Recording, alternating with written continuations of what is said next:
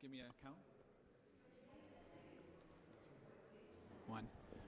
Hello, I'm Gus Steeves. I'm a town councilor here in Southbridge, and I'd like to welcome you to the Ballot Question Forum for Southbridge. There's all 3 ballot questions. We're going to be talking to people about them for tonight.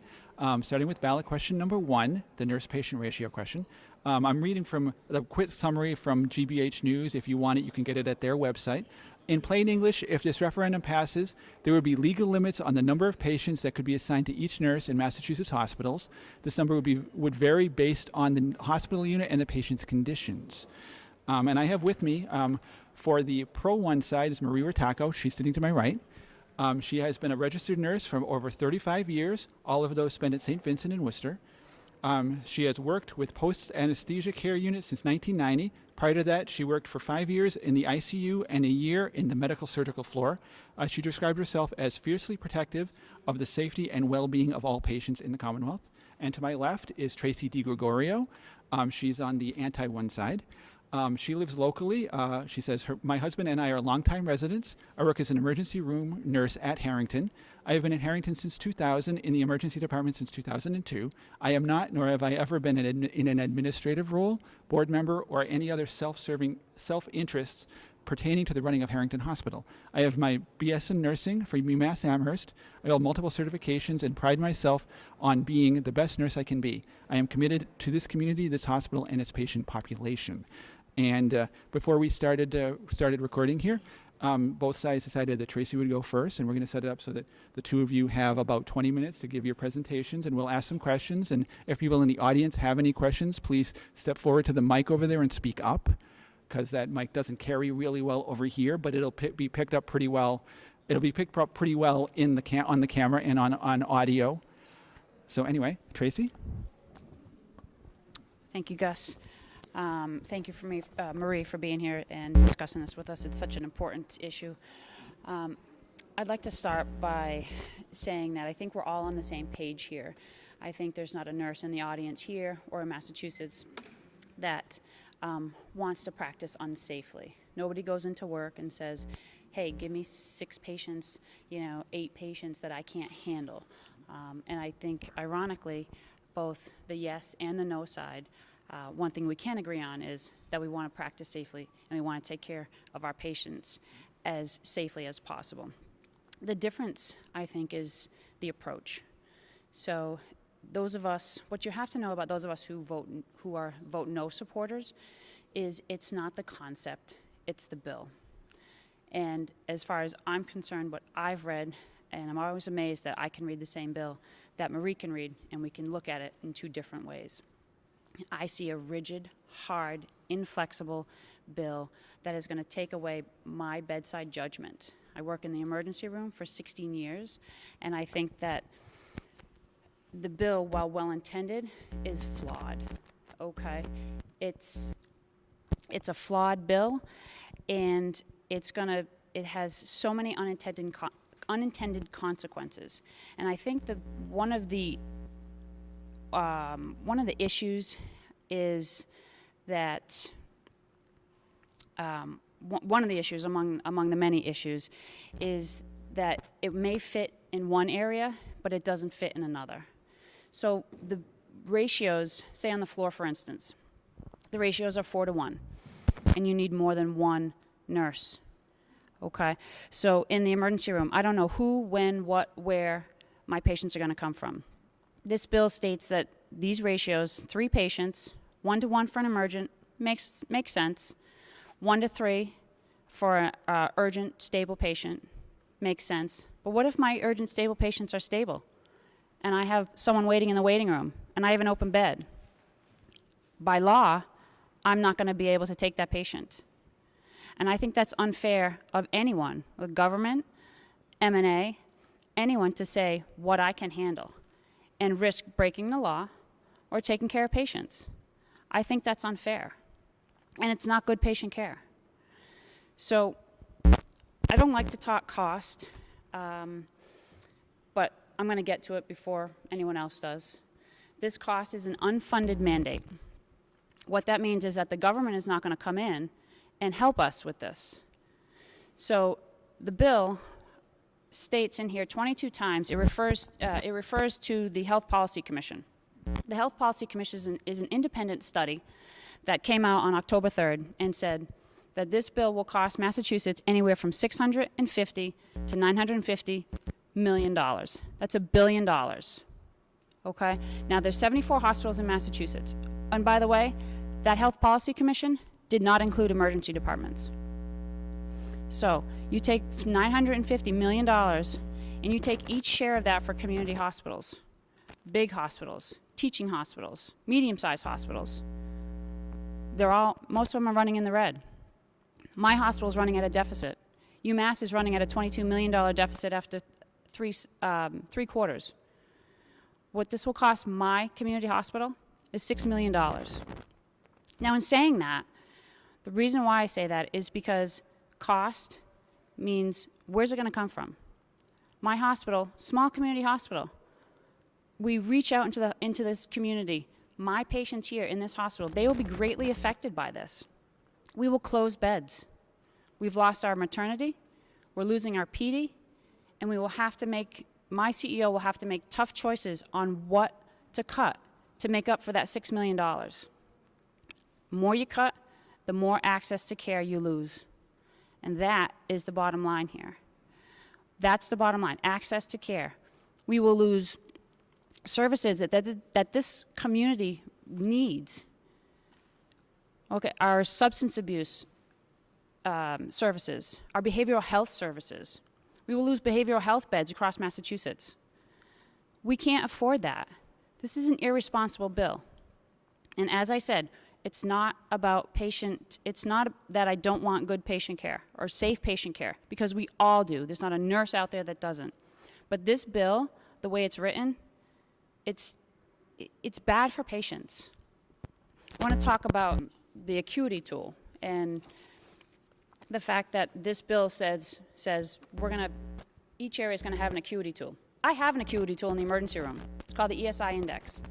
And if you know anything about emergency room nursing, this right here in the bill where it says maximum patient assignment is 2 urgent unstable patients. Well, in my world, an unstable patient means that you're urgent. So that automatically brings my ratio down again. Let's talk about the fact that, so that doesn't fit. I don't care what you say, how you say it, it doesn't fit the emergency department. This bill would be much better served if you took the emergency department out of it. Let's talk about where we're going to find these nurses. Okay, now, it's no surprise. All you have to do is Google it. We are in a nursing shortage. Massachusetts is in a 1,200 nurse shortage right now, as we speak. If you go online, you can see that between the Labor Board of Statistics states that between 2014 and 2022, the United States will be in a 1.2 million nurse deficit. Add on top of that Massachusetts has the most nurses over 50 and be retiring in the next few years. Okay, where are we going to find these nurses? I don't know. Labor Board of Statistics, or the Board of Registrars says that we graduate 4,000 new nurses every year. That's true, 4,044. Okay? We have 5,000 nurses retiring every year. 12,000 nurse deficit, 5,000 nurses that are retiring, 4,000 graduating. But let's talk about that 4,000 graduating. Along with some of the best hospitals in Massachusetts, we also have some of the best schools. So those 4,000 nurses that graduate, do they all stay here? I don't know. I can't answer that, and I don't think anyone in this room can. Okay, we are at a shortage. Passing this bill, this irresponsible bill, mandating, making it law that we have to hire almost 6,000 new nurses, makes it sets us up for failure. And that failure boils down to what happens to our patients. My community, this community that we're sitting in right now, if I have to lose beds and lose services, all the people in this community will have to travel to Worcester, to Boston, to get their care. And their care and their wait times will be under the same guidelines that just closed my hospital or decreased my beds. Okay, that's not good. That's not right. Okay, we're all here to take care of patients. It's what we do. It's why we came into this profession. We want to keep access to care. It's irresponsible. It's an irresponsible bill. It's poorly written. For those of you who know me, I have a tendency to write out emails really quick, and I don't think about it. I equate this to that. The M&A, who sponsors this bill, has tried for 20 years to create safe patient limits. Kudos, because we all want safe patient limits. But they've circumvented the legislative process. Instead of create, present, discuss, amend, it didn't happen, so they did it again. Create, discuss, amend. They got frustrated. It didn't happen. So now they're taking it to you, the voters. And they're kind of coming in the backside, and they're saying, we wrote this, let's put it into law. And I think if you sat there and you read it, and you read it, which I highly recommend everybody read this bill, say, well, it doesn't fit. It doesn't fit every department, every patient, every hospital. The needs of this community are not the same as Boston. They're not the same as Milford. They're not the same as Worcester. This bill doesn't fit. Okay, and that's what we have to remember. That means we're going to need a line of nurses to come in when I take my crashing patient out of my department to CAT scan. I need another nurse to step in. Where are we going to find them? They're not there. Okay? This bill, as written, will make it so much harder for care in my emergency department. And again, I'm all for patient care. And I know that there are hospitals out there, and you're going to come and you're going to hear statistics about failure to capture and readmission rates, and you're going to hear all those statistics, all those reports. But I'm going to tell you, there's been no evidence-based, specific evidence-based reports that say less patients equal better outcome. What they say is better work environment with less patients equals better outcome. Okay, let's talk about wait times. This goes into effect. We're going to have to find nurses. Where are we going to find them? We're going to take them from our discharge planners. So when your grandmother, your loved one, needs to be shipped out, they're better. We've cured them. They're going out. Now we can't get them out because there's no one on the other side to take that patient. If I can't move that patient out, I can't move my emergency room patient that's waiting for a bed up. If I can't empty that bed, say I have enough nurses, but if I can't empty that bed, guess what? I can't bring in the next person in the waiting room. Your loved one is having a gallbladder attack. Your kid broke his foot playing soccer. Okay? Your granddaughter with a high fever. They're all going to wait. I hear a lot of the other side say, they're scaring people, they're not going to turn people away. No, I'm not going to turn anybody away in my emergency department. I can't do it. I wouldn't do it. But unless you're that person that's crashing, coming through those doors, you will wait. Because it's unfair for the M&A or the government or anyone to tell me that I have to make a choice between breaking the law or taking care of a patient. That's unfair. What do we got for time, Gus? You've got 9 minutes. 9 more minutes. Awesome. I'm not nervous or anything.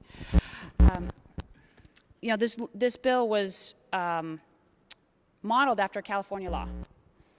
California implemented it in 1999. They voted it in 1999, excuse me. They implemented it in 2004. They had 5 years to implement it. They got waivers. They don't have fines. Okay, it's similar, but yet not so similar. Okay, Massachusetts has some of the highest rated hospitals across the country. We outscore California. So why did we pick California to mirror? I'm not quite sure. But California, their ratios are actually higher than what Massachusetts has imposed. We have fines. Now everyone, the other side will talk about, doesn't mean you're going to be fined. You're right. Doesn't mean we're going to be fined. But doesn't mean we're not going to be fined. $25,000 per incident, up to, I will clarify, up to $25,000 per incident per day. It says in here that if I don't put a number, a compliance hotline number in every patient area that is out there, that fine starts at $250 per incident per day. Now, we're all nurses, right? We all work in the hospital. You don't think there's going to be someone that's going to rat us out when they're mad because their wait times increase? Okay, my emergency room girls and boys, they know.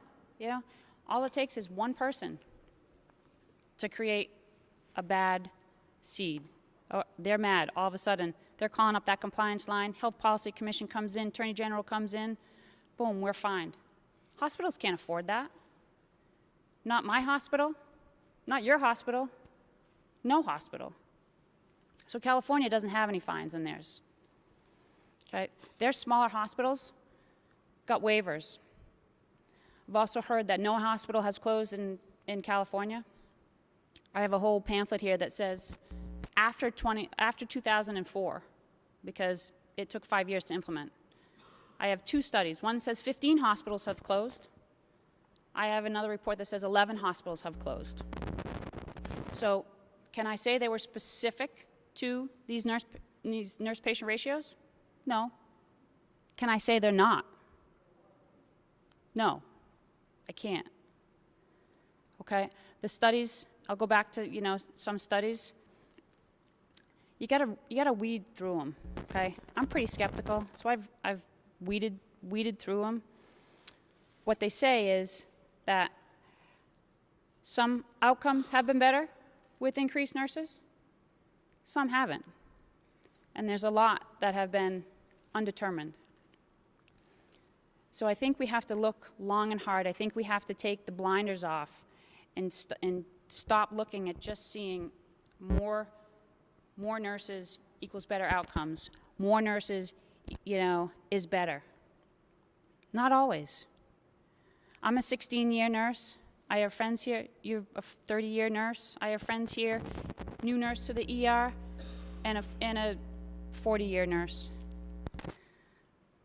We need to have a good mix, okay? We need to have a good mix of new nurses and that may only be able to take a couple of patients, 2-3 patients, and experienced nurses like myself and my colleagues and like you all work together, okay? We need to have that flexibility to mix and match, to say, hey, I can take 5 patients.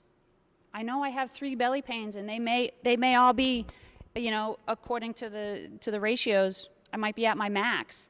But if they're all stable waiting for CT, I could take in that ankle and I can take in that sore throat and be within what I can handle. The government shouldn't be telling me what I can handle. This law shouldn't be telling me what I can handle. A union should not be telling me what I can handle. I know what I can handle. And there are times when I can only handle 2 patients. Okay, the way this is written, it's going to change the way we nurse. It's going to change the way we nurse in the emergency department. We're going to have to, make workarounds to make sure that we treat people because that's what we're here for. I don't want to do that. I don't want to have to think of a workaround to a law, to a bad law. Okay? To my friends, my colleagues in the M&A, I get it. We're all here for the same thing. I want to be safe. But rigid, inflexible mandates are irresponsible. And that's what us who say vote no on one, that's what we're against. Not safe stand, we're not big evil empire. We're not in bed with the corporations and, and the hospitals. And maybe there are some hospitals that can afford to increase their staff, and they should. They absolutely should. But my hospital, my patients in this community, this law is bad for. It's bad for. And there are, like I said, there are hospitals out there that can afford it. Maybe they can, maybe they can't. I heard the other night that this I'm not sure what hospital it is, maybe Boston Medical, and they bought a $10 million building or a $500 million building. Doesn't matter. Hospitals need to be operational. You need to have beds open that create revenue.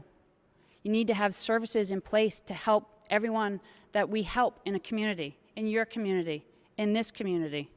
We have to be solvent. You need gas in your car. You need electricity in your home. And hospitals need to make some money, I'm sorry to say, to be operational. Okay? I don't know what else to say. This is a bad bill. I mean, we could go on, and we could go round and round and round, and I'm sure we will. But just remember, those of us who vote no, we're against the bill, not the concept. Okay? It's flawed. That's all I got. Thank you very much. Thank you very much, and we'll start.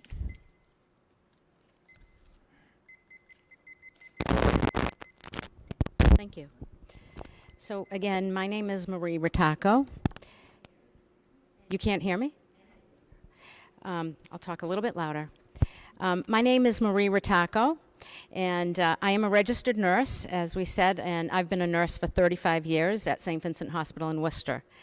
And I am here today to speak as a nurse in support of question 1. I'm also here to shed light on our true opponents of this question, hospital executives. The truth is that hospital executives are the reason we need safe patient limits in the first place. As a registered nurse for more than 35 years, I know that it has been hospital executives making it more difficult for nurses to care for our patients. Hospital executives have, for many years, turned a blind eye to patient safety problems. Those same hospital executives continually refuse to solve the problem, but what they are doing is funding the opposition to question 1, and they are using public money to do it. Using this public money, hospital executives are spending millions of dollars to run a campaign solely designed to confuse the voters. Hospital executives also claim they can't afford to provide safer patient care when their hospital systems are posting millions of dollars in profits every year. They spend billions to purchase out-of-state hospitals and expand internationally with hospitals in China and Dubai and Malta. And they have more than $900 million in the Cayman Islands and other offshore tax havens. In their ads, the hospital executives say things like they will have to turn away emergency department patients if question 1 passes. Not only is that against the law, it also defies common sense. Patients wait a long time now in the emergency department because there are not nurses available to care for them. Question 1 will mean addressing that problem and making sure every patient has a nurse. And the most bogus claim of all, hospital executives claim nurses oppose question 1. This is completely false. If you really want to know who supports yes on question 1, it's nurses on the front lines, keeping people safe and ensuring that each patient receives the care they deserve. Question 1 has been endorsed by first responders, like those from the International Association of Firefighters, paramedics, of the National Association of Government Employees also. They know that patients will get better care with shorter ED wait times and better patient flow. From the ambulance to the ED to the unit where they need to receive care is where our patients belong. Hospital executives are hiding behind your caregivers, displaying nurse management organizations while throwing millions upon millions of dollars to keep up the charade. Who collected over 100,000 signatures to put this on the ballot? It is us, the nurses at your bedside. We are nurses and working people who support safe patient limits. The experience of nurses and the scientific evidence is undeniable. We know safe limits mean quality patient care. Don't let a hospital executive tell you otherwise. Now I'd like to talk about some of the myths surrounding question 1 and tell you the truth about question 1 and why you need to vote yes. Myth number 1, the radio and the TV ads have nurses telling me to vote no on this. Let's bust that myth. This law was written by the bedside nurses who directly care for you when you are hospitalized. They are saying vote yes on question 1. The nurses telling you to vote no don't care for you when you're hospitalized. The majority of them, I should say, don't care for you. My opponent here today clearly does, and I respect her. Most of them are nurse administrators. They are nursing directors, nurse executives. They are aligned with the hospital industry and its highly paid executives, the same people who are funding the Vote No campaign. They may have nursing licenses, but they are not caring for you directly. When you are hospitalized, 90% of your care comes from me or a colleague who is a bedside nurse. And please trust me when I say this. We want nothing more than to give you the safe care that you deserve when you are hospitalized.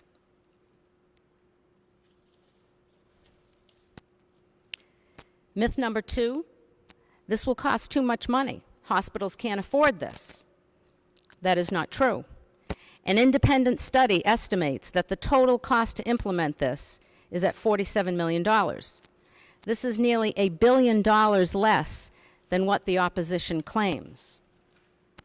If hospitals shifted just 3% of their current budgets away from the hospital executive and administrative salaries, these limits could easily be implemented.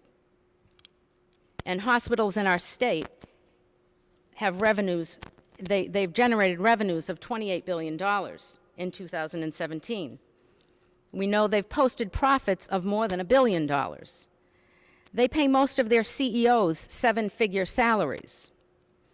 They gave many of those same CEOs double-digit raises of 50 to 70%. And we also know, as I said, they have more than $900 million stashed in offshore accounts in the Cayman Islands. The next myth, hospitals will close and services will be cut if this law passes. Hospitals make choices on when, where, and how to spend their money. Currently, they spend it on huge salaries for executives and administrators. They spend it up on buying other hospitals and hospital networks. They even spend it on overseas expansions, such as Steward and Partners. They can afford this. They just don't want to afford it. They are threatening closures to scare you. Passing a similar law in California did not lead to closures. But please remember, without safe patient limits in place, your quality of care is diminished. The next myth, when a similar law was passed in California, it did not improve patient care. That is not true. In California, patients receive, on average, 3 more hours of nursing care per day than my patients do. Patients there have fewer complications, fewer heart attacks, fewer respiratory infections and urinary tract infections. ER wait times are 47% shorter in California. And in some California hospitals, there was a significant decrease in failure to rescue following a complication. The next myth. The implementation date for this law is January 1, 2019. That doesn't seem possible. We'll bust this myth. Actually, the law doesn't say nurses need to be hired and in place by January 1. The law says the Health Policy Commission must start developing the various rules and regulations that will underpin the law. Until those rules and regulations are in place, the hiring and placement of nurses specific to the new limits will not get underway. As with all new laws, for example, the medical marijuana and recreational marijuana laws, the timeline always takes longer. Why? So that the legislature and our various concerned agencies can make sure everything is moving along appropriately. And again, I say, please remember, passing question 1 means a better standard of nursing care for everyone in any hospital you will go to in the state. The next myth, this will be government-run care. That is not true. The legislature did not initiate this process, and the government did not propose this law. Nurses, the ones who care for you every day, when you were in the hospital, did. Nurses wrote the law. Nurses, along with hundreds of supporting organizations, are advocating for the law.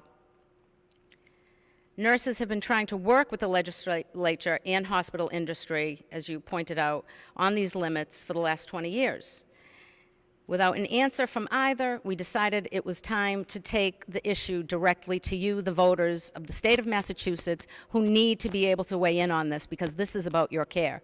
This is about keeping you and your loved ones safe when you're in the hospital. The next myth. This will result in layoffs of other employees who are an important part of the healthcare team. The care I deliver to my patients is also dependent on the care of all the other members of the healthcare team. I need them and my patients need them. As a result, we wrote language right into the law that prohibits hospitals from laying these other staff members off. And again, I say, please remember, without safe patient limits in place, your health and safety are jeopardized. The next myth. There aren't enough nurses to meet the requirement. In Massachusetts, we graduate, as you said, over 4,000 nurses annually, second to only one other state in the country. And that is a lot of new grads available to enter the local job market each year. Also, hospitals have long been focused on hiring part-time nurses, as in my own facility. I know many nurses who would love to work full-time, and I believe we would not have to hire many nurses to be able to be in compliance with this law when it's passed. The next myth. I will wait longer in the ED, or worse, if I arrive by ambulance, I will be turned away. You wait, and you wait, and you wait in the ED now, because there aren't enough nurses to take care of you. How will having more nurses on staff throughout the hospital and in the emergency room make you possibly wait longer? And being turned away or diverted? That is illegal under Massachusetts state law. But please remember, question 1 is what practicing bedside nurses want for you and your family. We want to be able to take care of you safely and appropriately. This is how we have to make that happen. And we ask you to vote yes on question 1 for your safety while you're in the hospital or while a loved one is in the hospital. I don't need 20 minutes. Okay. Thank you very much. Is anybody in the audience, first of all, does anybody in the audience have questions? Does anybody in the audience have questions? If you do, please come up to the mic over here and ask. I have a few here. Some of them were sparked by some of the things that the two of you said. One of the things I'm curious about is what effect do the two of you think, instead of bulking up the RN list, would adding med techs, aides, OT, and other kinds of non-nurses to the staffing, what kind of an impact would that have on the issues that are raised by this ballot question? Ancillary staff is absolutely essential, and of course beefing that staff up is always helpful. But I am looking at dozens and dozens of studies that were done that say we need more nurses at the bedside. Nurses are the ones that are with you the 24 hours a day of your stay. The only reason that you're in a hospital is because you need nursing care. And I don't diminish what the other members do. I value it and appreciate everything they do, and we could not do our jobs without them. But the ratios that are recommended through the studies, it's clear that that is the appropriate number of nurses to care for patients in a safe manner, to make sure that they have fewer complications, to make sure that you don't go home sicker than when you came in the hospital, and to make sure that, you know, we can send you home to your family in a better state of health. So I don't diminish their value at all, but I'm looking at the data from the studies, and those studies were done about nurse-to-patient ratios. Oh, hold on, I'm going to answer this question, and then you can go.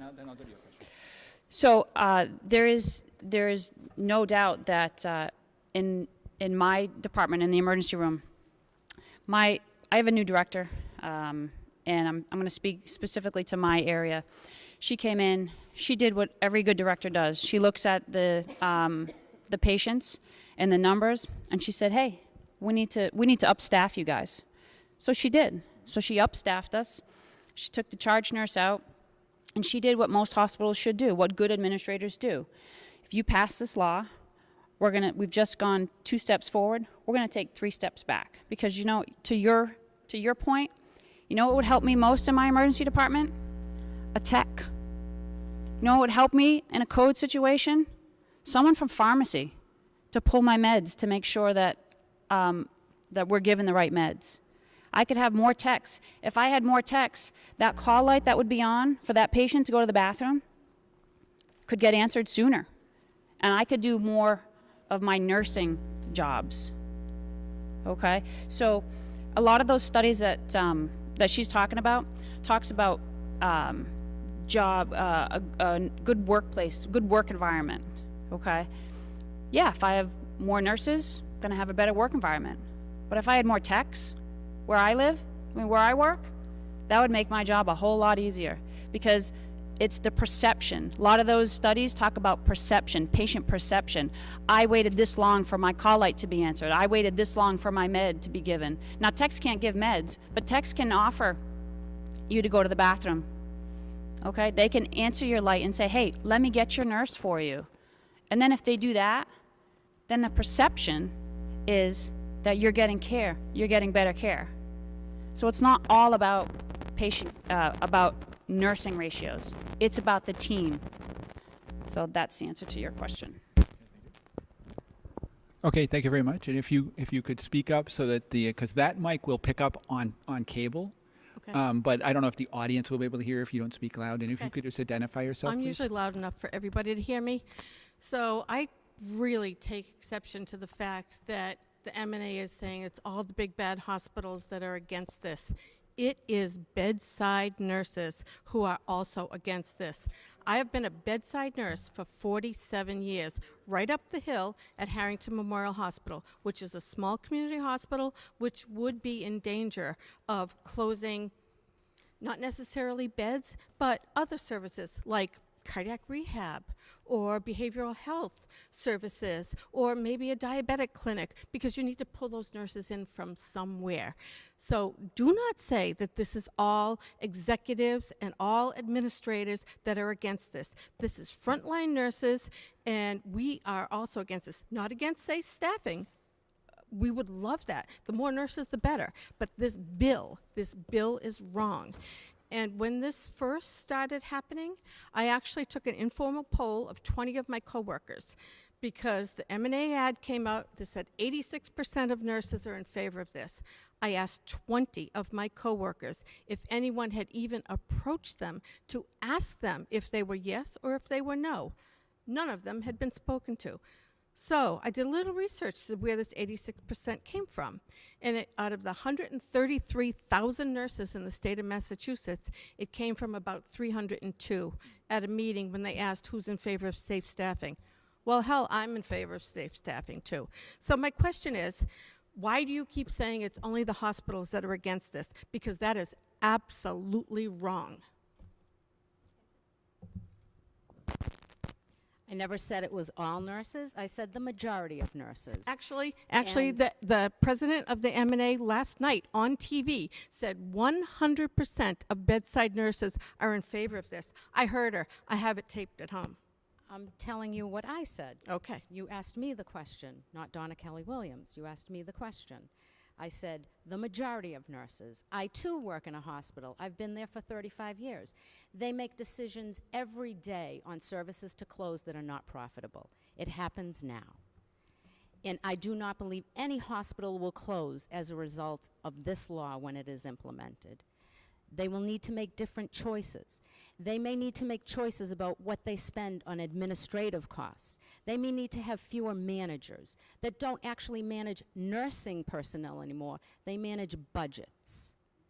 All they need to do is move a small portion of their salaries they pay their executives to the Department of Nursing, and they can pay for this. And your hospital is in the same position. It is profitable, and it will continue to be profitable. We need your hospital in the community. Most of your patients come through the emergency room, as any other hospital, and they will continue to do so. It's just that when they do, after this law is passed, they will receive much safer, more timely care. Well, I disagree, but I'll let someone else have a chance to speak. Thank you. Thank you very much. I want to actually dovetail while you come up. I do have a question that kind of ties into this whole discussion that we're having right here. One thing that I don't think that the law makes a distinction on, and I'd like to have the both of you address this, is the difference between nonprofit and for-profit hospitals. Do you see that there's a distinction actually there in terms of care and in terms of how nurses get treated that would be relevant to the discussion of this question? This time I'll let her start this one. Well, as I said, I'm no executive, I'm no manager, I'm not privy to any of that. To your point, my hospital's not profitable. We are a non-profit hospital. We worked at an $8 million deficit last year. Okay, we made some changes. We brought in a consulting group, and we are at less of a deficit, but still a deficit. As I said, this will cost my hospital $6 million, which means a $6 million deficit for a nonprofit hospital. We will have to close services. We will lose beds, okay? This bill treats every hospital the same, okay? There are big hospitals out there, big corporations that may be able, that have that money. My hospital doesn't. And to assume that my hospital does, and Milford Hospital does, and UMass does, and Mass General does, that's a bad assumption. So the point is, this bill treats every hospital the same. They put everyone in the same financial category. Let's take CEO pay. And nowhere in this have I heard that the M&A and the yes votes, all they want, follow the money, follow the money. Let's talk about patient care. If hospitals close, if beds close, that's patient care. That's access to care that will be lost. At least for my hospital, okay, my community, my patients here will lose services. And that's unacceptable to me. And it should be unacceptable to everyone whose small community hospital will be affected by this poorly written bill. That's all. I can't speak to profit, not nonprofit. Maybe someone else can. So I work for a for-profit hospital, but I do believe, in my limited knowledge on this question, that they essentially run the same way. Just because they are not for profit and do not have shareholders does not mean that they don't have revenue. And they make choices with what they will do with that revenue. And as you can see, sometimes they choose to build buildings and eliminate services like psychiatric services or pediatric services. So don't be fooled into thinking that just because they are a not-for-profit hospital, as yours is, that they can't make better decisions with their money. They can. I didn't interrupt you once. So I feel like what we need to get back to is the fact that this question remains. Do you want to receive safe and appropriate care when you go to a hospital in the state of Massachusetts? It's the simplest question that there is. And my answer to that is yes. In every hospital I may have to go to, I would like to know I can receive the same level of care. I am not an executive in a hospital, but I have a couple of questions for you because I'm not really clear. I also work for a nonprofit hospital.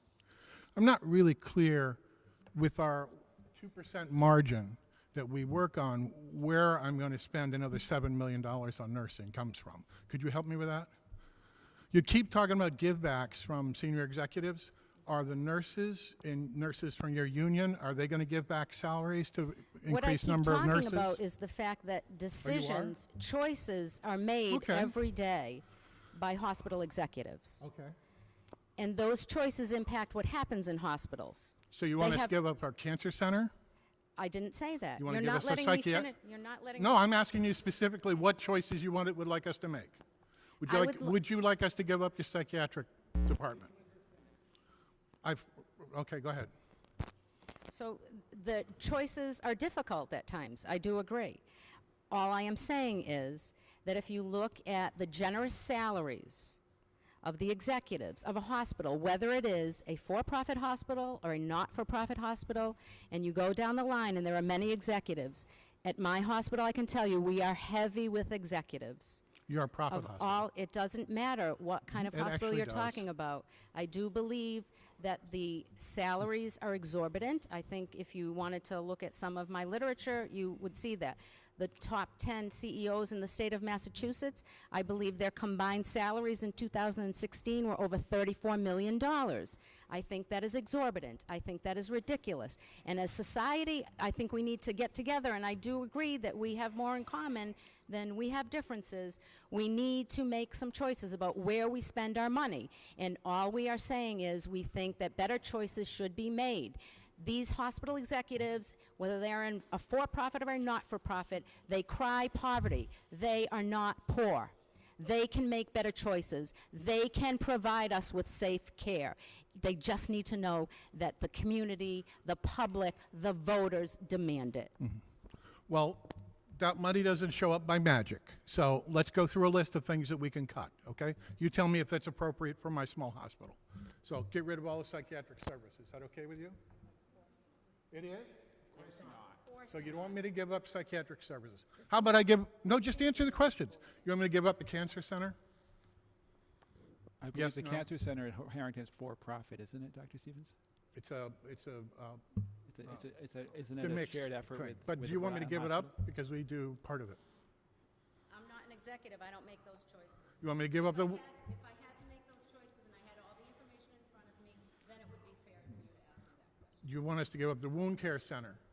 Your questions are very provocative and interesting, but it's still... I'm just asking questions because you keep telling me where the give back is. I'm just asking you, what do you want us to give back? specifically saying where the give... So primary care facilities that don't make any money. Talking about salaries of executives that have never taken care of a patient in their life. Our executives, because we're nonprofit, our salaries are posted on the state website like everybody else's. They're not exorbitant, just like an executive for They any other shouldn't be. company. So So your whole answer is to get $7 million back from our executives to pay for everything. That is not my answer. Then what It is your not up answer? for me to say that is a suggestion of what would make this affordable. Okay, but then think of a typical small hospital. What do you think is something we should be able to cut other than executive salaries? You already mentioned that. What else can we cut? Maybe buildings that we don't need, waterfalls that we don't need. There are practice. Maybe executive suites that have furniture that probably cost about $20,000, things like that. Okay. Things that have never improved patient Okay. care and never will. Okay, so we don't have waterfalls, and we don't have expensive executive suites. So something else. So I Well, think no, I'm asking. I think the point Well, the no. point here goes actually very well with the bill. His point is this hospital, our hospital, we don't have exorbitant CEO fees. We don't have fountains. I mean, we don't have that. So this bill treats us as if we do. And so the cost of this bill for us is going to mean just what he said. We're going to have to cut psychiatric beds. We are going to have to cut maybe our public safety that we just ramped up because a friend of mine almost got killed in my emergency department.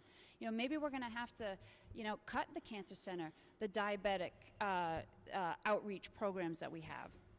This bill treats every hospital as if they have the ability to make those cuts, and we don't. And that's why this bill doesn't fit. It doesn't fit. It doesn't fit my hospital. It may fit yours.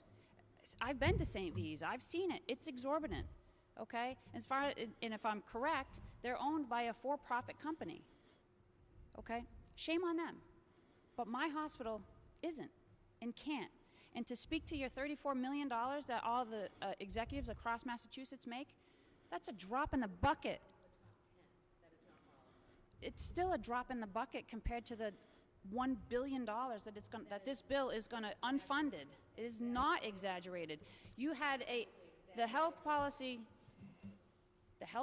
Commission, an independent organization that you, the MNA, thought was good enough to be a regulating agency, is mentioned in your bill 22 times. It's good enough for the bill, but when it comes out against the MNA and this bill, now it's exorbitant.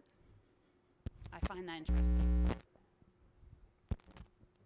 The MNA was never even given the respect of having a seat at the table when that discussion happened. That should have happened. Those numbers are exorbitant. That places the average salary of an RN at $300,000 a year. That is ridiculous. No nurse in this state makes $300,000 a year. It most certainly does. It is in black and white. And that means that those numbers are flawed. It is a portion of that, is a small portion of that. It's ridiculous to say that number is meaningful. I have only one other question. Could you mind posting all the literature that you have? You said there's a lot of studies that say we're not, that our care in Massachusetts is worse than it is in California. I haven't seen that anywhere. So if you could leave it with the officer. Do you know where you're coming to speak to professionals today? I'm prepared to speak. Okay. So you didn't bring your No, you can speak. I just would like to see the bibliography on the studies that you did. Thank you. I'd like to ask a quick question here that kind of ties into where this is going. As you mentioned, the bill requires the Health Policy Commission to create the regulations starting in January of 2019. If it passes, would you support using that as a starting point for legislature to do something akin to what it did to implement in the 2016 recreational pot ballot question, where they went there and they made some changes to the law that the voters passed? And obviously, unfortunately, we haven't seen whether that will improve the law or not yet, because it hasn't really been implemented yet. But do you think that would be an issue that would address some of the concerns in the ballot question? I'm not sure if I understand your question. So if it passes, would I? Do you think the legislature ought to be given a chance to tweak the bill if it passes? The way Absolutely. they did with the recreational. Absolutely, it's a bad bill. It needs to be tweaked from here to Tuesday if it passes. So, but how many times does a bill really get reversed? We have a bill on the books here in Massachusetts that says you can only have 3 sandwiches at a funeral. I mean, come on, it's. I don't think that would happen. I'm hoping it doesn't pass. But if it does pass, yes, it would need to be re-looked at and amended. Absolutely. Well, of course, I think there would possibly be discussions with all the stakeholders. I'm not involved in those sorts of negotiations, but if it were to pass, then that may be something that would be workable. I don't know. I think the basic premise of the bill, that being the mandated ratios, which are different for various areas of the hospital, I think are based in science, and I think there's sufficient data to support that this is what provides us with care that gives you the best chance at having a positive outcome, fewer complications. The data is pretty conclusive. It works, and California is an example of that. And if I could follow up with that too, from what I've read of the California law, I think you mentioned it includes waivers for smaller hospitals. One of the things that I thought was interesting about it, and do you think that this would be workable here in our state, that only half of the new hires need to be RNs, that they can also use LPNs? How much of a difference would that make if there were more LPNs on the staff? All the studies that I've looked at and the data are based on RNs, and there are some differences in education, obviously. and skill set. So I would say that that would probably not, be satisfying for us to see it diluted like that. And I don't think you would be looking at, the same type of results as what they've seen in California. So I think I would say no. I think a lot of the studies that she's talking about, which I've also looked at, they actually talk about baccalaureate level nursing as well. I don't know if adding in LPNs into this would make it a better bill. I think that again, the bill is flawed. I think you have to think of the whole team. I think that you can have really good nurses and some really bad nurses, and I don't think it is all down to a number. This bill wants us to put, patients with numbers, and unfortunately, we don't want it. We want you to be a patient, not a number, okay? And that means that it takes a whole team approach. So just to say that, one nurse can have 4 patients, it just doesn't make sense to me. I'd like to think that it does. I'd like to think that, the answer is more nurses, but I don't. I think it's a collaborative effort, and we need more techs. We need more collaboration to get better patient care. And I don't think it's strictly a numbers game. I really don't. Okay, I think I'll bounce over to the podium then. Again, you have a question? Yeah, I was a special needs teacher for 25 years, and the Department of Education mandates student-to-teacher ratios, staff-to-student ratios, and I found over the years, as the class sizes got smaller, that it was a lot easier to do my job, and it seemed like once, with these mandates in place, that the schools somehow miraculously managed to step up to the plate. And my fear is that if there are no mandates in place, if there are no staff levels in place, that the hospital is just naturally going to go to the lowest common denominator. And I'm just wondering what people's thoughts were on this. I know I have talked to nurses who on this issue, and a lot of them are just undecided which way to go, because they know that there are issues with the can we provide this staff, or are we going to have to cut services? But at the same time, they all admit that they're all way overworked and way understaffed. So I'm just wondering if if maybe the hospitals would be able to step up to the plate if they were forced to. I mean, I know the schools did. Okay. Who wants to take this one? I think we know that the hospitals can absolutely step up to the plate and do this. They have to just feel the heat from the public. This is the only way we can accomplish it. We have tried for years through negotiations. We've made some inroads. We've improved staffing in many areas of our hospital. We are probably one of the few hospitals that won't have to hire many nurses at all. Right now, our ratios are 5 to 1 on the typical med-surg floor. We have an area where we have cardiothoracic patients where the staffing is 4 to 1. And we also have a progressive care unit, and of course the ICU, but I think we're probably one of the better staffed hospitals in the state. So I believe that the hospitals can do this. We have to force them to do it.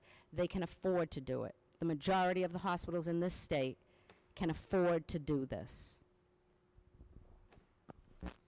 I think her hospital is the best equipped because it's a union hospital, and they have it written into their contracts that they can only have so many patients. But in saying that, again, I think you're assuming that all hospitals are equal. All hospitals are not equal. What works for my hospital and what my needs in my hospital are not the same for her hospital. And that's why, I'll say it again, this bill doesn't fit. all hospitals are not the same. All departments are not the same. All emergency departments are not the same. All birthing centers are not the same. Some have bigger volumes, some have smaller volumes. Okay? So to make a carte blanche statement that says that all hospitals can afford this, that all hospitals are the same and they're going to be treated the same because of this bill is irresponsible. It's an irresponsible bill. Go ahead. Mine? Thank you. I couldn't resist coming up because as the hospital executive that you referred to, I wanted to take exception to obviously what you said, and I want to address several points. I'm the president and CEO of Harrington, and to Tracy's point, number one, we are a nonprofit hospital, and profit is not a dirty word, but is what you do with the profit if you make one. So first of all, different than St. V's or Tenet, the money does not go to shareholders. The money does not go to fund their money may go to fund a big building with a fountain and a piano in the lobby, but that's not us. We use the money to, first of all, we don't make profit. Let me be clear. Tracy was correct. We lost $8.5 million in 2017.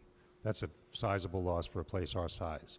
We did it, we survived it, and we'll continue to survive. And we'll do it because we make tough decisions every day about what programs to keep and what programs to cut. And I think as is well known in this community, we cut OB out a year ago. We're going to cut pediatric inpatient out. If this passes, which adds another $6 million or more burden to us, which is real, to meet those requirements, which I don't believe, and nursing agrees in our hospital at least, that they're not going to add value or quality, and we have our staffing ratios and our staffing all on the web online. You could see how we staff through the website, not just ours, but statewide, and compare us. And what I always say is judge us by our results. Judge us by the quality of care we give. Look at the awards we get. And if you don't like what you see, go elsewhere. That's been my attitude. If we provide great care, we deserve to have patients come to us. And that's what I believe we do, and that's what we get. We don't build big buildings. We build buildings that are needed for doctors to practice in because we think access is important to the community. We've invested heavily, very heavily, and it's well known in this community, in behavioral health and ways to deal with the opioid crisis. And I take that very seriously, and I look at that as a program that is not profitable, but very necessary for this community. So for me, it's not about making money. It's only making money in order to allow us to do the programs that are necessary. And I get offended when I believe people think we're only out to pay ourselves well. We're paying ourselves based on what the board looks at, based on competitive analysis to attract and keep the right talent. And to the point you made about being top-heavy, which I think would be the other term for too many high-priced executives, I just laid off 4 senior executives this year because I felt that was the right thing to do to right-size us after the losses we had and to secure us, to allow us to have the right staffing in the areas that are clinical, nursing and elsewhere. And I look at that as what my job is, to provide the needs to this community, because if this community, by the way, I can't speak for Worcester, I can't speak for Boston, but if this community doesn't get the care from us, it won't get the care at all. They don't have an ability to travel to Worcester. We serve a heavy Medicaid population, as we all know, underserved. So if we don't step up, they won't get it. And to me, then I'm failing in my job. So to me, this is about access, quality of care, the ability to provide the right service to a community that really needs it and deserves it. And if I have to absorb a bill that puts $7 million, $6 or $7 million on the hospital, then I'm forced to say, okay, what's the greater good? What do I cut so I can continue to provide emergency services? So I continue to actually try to fund an opioid program that saves lives. And if I can't do that, then I've let down this community. And that is my job under the direction of my board. And I take that super seriously. Now, if you think our executives just fly into the Cayman Islands to offshore accounts that we all have, then you're mistaken. And that is nonsense. And I know that for a fact. So with that being said, I just really also take exception to the California mass comparison. There is no problem in terms of us performing poorer by quality studies than California.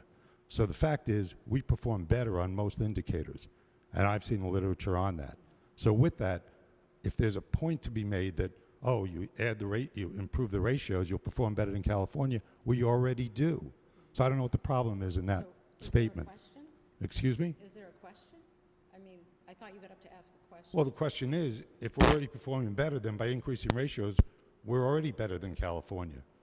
That's your question? Well, I'm raising, why are we debating nurse staffing to increase quality when in fact we already have better, at our current ratios, better indicators in the end? I don't believe you're correct on that. Well, I've seen all the literature that's been out there. I just also would like to say, I meant in no way to disparage you individually. No, I know. And I understand the difficulty, and they But are the- difficult choices, and I agree with you. I don't want to see any smaller hospital have Okay, to close but service. But then one size doesn't fit all. I don't want to see any smaller hospital have to cut services.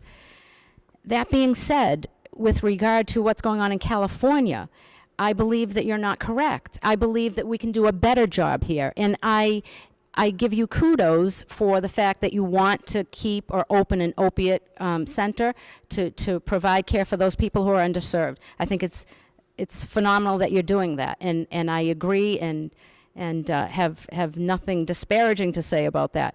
But I don't believe that we're doing as well here in Massachusetts as we could be. I believe that outcomes would improve, and I get back to the fact that all we're doing is asking the question of, when you put the call light on, do you want a nurse to be able to come to your bedside and give you care when you need it? That is what this is about. And you may not have money in the Cayman Islands, but believe me when I tell you, plenty of CEOs in this state do. That is not true. And I That is know not the true. people that I talk to want to have a nurse at their bedside, providing them with care when they need it. Okay. I would dispute both of those allegations. I would dispute those directly and look for the facts behind that, because that's very much supposition on your part and not accurate. So I'm just gonna say one thing about the Cayman Islands comment. I agree. I don't believe it at all. But let's just say there is money in the Cayman Islands. What's that money for? Maybe it's for research. Maybe it's endowment. You laugh. Okay. You laugh. Maybe you don't know. Let's just say it's there. It could be for research. Maybe they're protecting it to keep on researching, diseases and things, whatever the flavor of the month is for the research is. Maybe it's endowment money, so your grandkids and your grandkids can go to school and become primary care doctors that we need so much. Okay? Maybe it's malpractice money, because apparently the M&A thinks we're killing off people, so they're going to need to, have their malpractice money there. I don't know. And the point is, nobody knows. So They've admitted it's for malpractice, the majority of it. So let me address that. Large hospital systems have corporations that are based in the offshore captives. And the reason they're based there, and it's not, by the way, it's a corporation, it's not individual CEOs, let's be clear.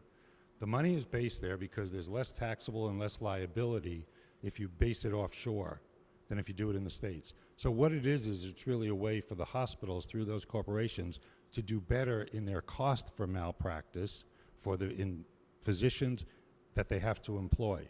So what they're doing is they're saving their corporation, saving the hospital system money to be able to use for other purposes for patient care. It's not going into the pockets of those executives. Let me be clear about that. I never said it was. Okay. No, it's evading So what you're taxes. twisting is... It's evading taxes, correct. No, it's a legal way to reduce the cost for the system to do what they need to do. Yes. And all I'm saying is, Yes. with that point, though, which is being twisted into something that's really sounding negative, is actually a positive for healthcare. And that's where yes, because there's more money left in the system for direct patient care if you do something like that in a smart way. And I'll leave it at that. Thank you. Executives would know. Okay. I do have a question that's kind of sort of related to this. Several states have either required their hospitals to do staffing plans or committees, or to have public reporting of their staff ratios and so forth. How could we use those instead of mandated ratios to achieve the same goals? Well, I think Ed already said our staffing ratios are already online.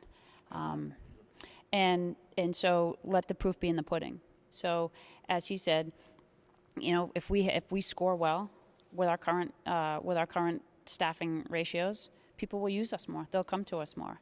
I think that's really what it comes down to. We do a really good job in the emergency department of self-regulating and saying, I can take this, or I can't take this, you take that, oh, this one's going to go home, so you can probably take another one. That we can't do that with this bill.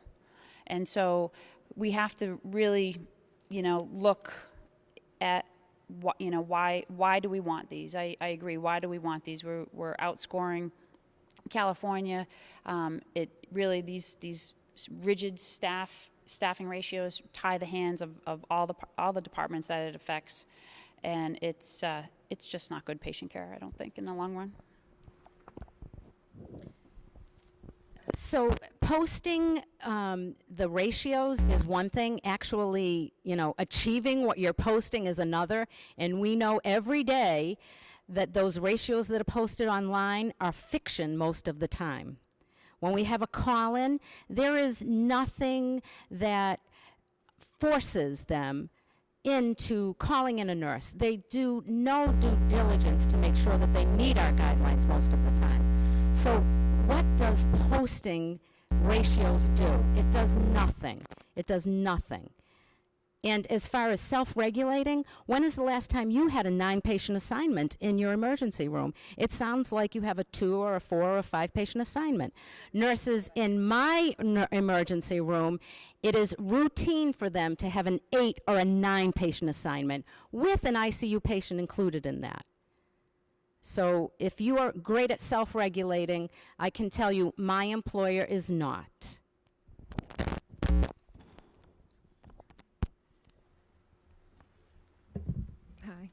Hi. My name is Marlena Pellegrino. up, please? Oh, I'm sorry. I don't know if this is on. The mic is picking up for the camera, but the audience can't hear you. Just yell. It's really quiet over there. Oh, okay.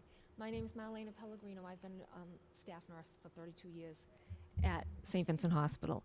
I work on a med-surg unit, no bells and whistles, no telly, just a plain old bedside staff nurse. I want to ask a question, but I feel distressed a bit that we're even here having to talk about this, and I want to make clear, I feel like this is becoming, people are getting the feeling that this is a nurse against nurse issue. I respect every staff nurse in this room. We may have differing opinions. I respect you. I respect everyone here. We all should. There should be a civil discourse, which I didn't see quite everyone that came up to the podium, but that's okay. We're all passionate about patient care.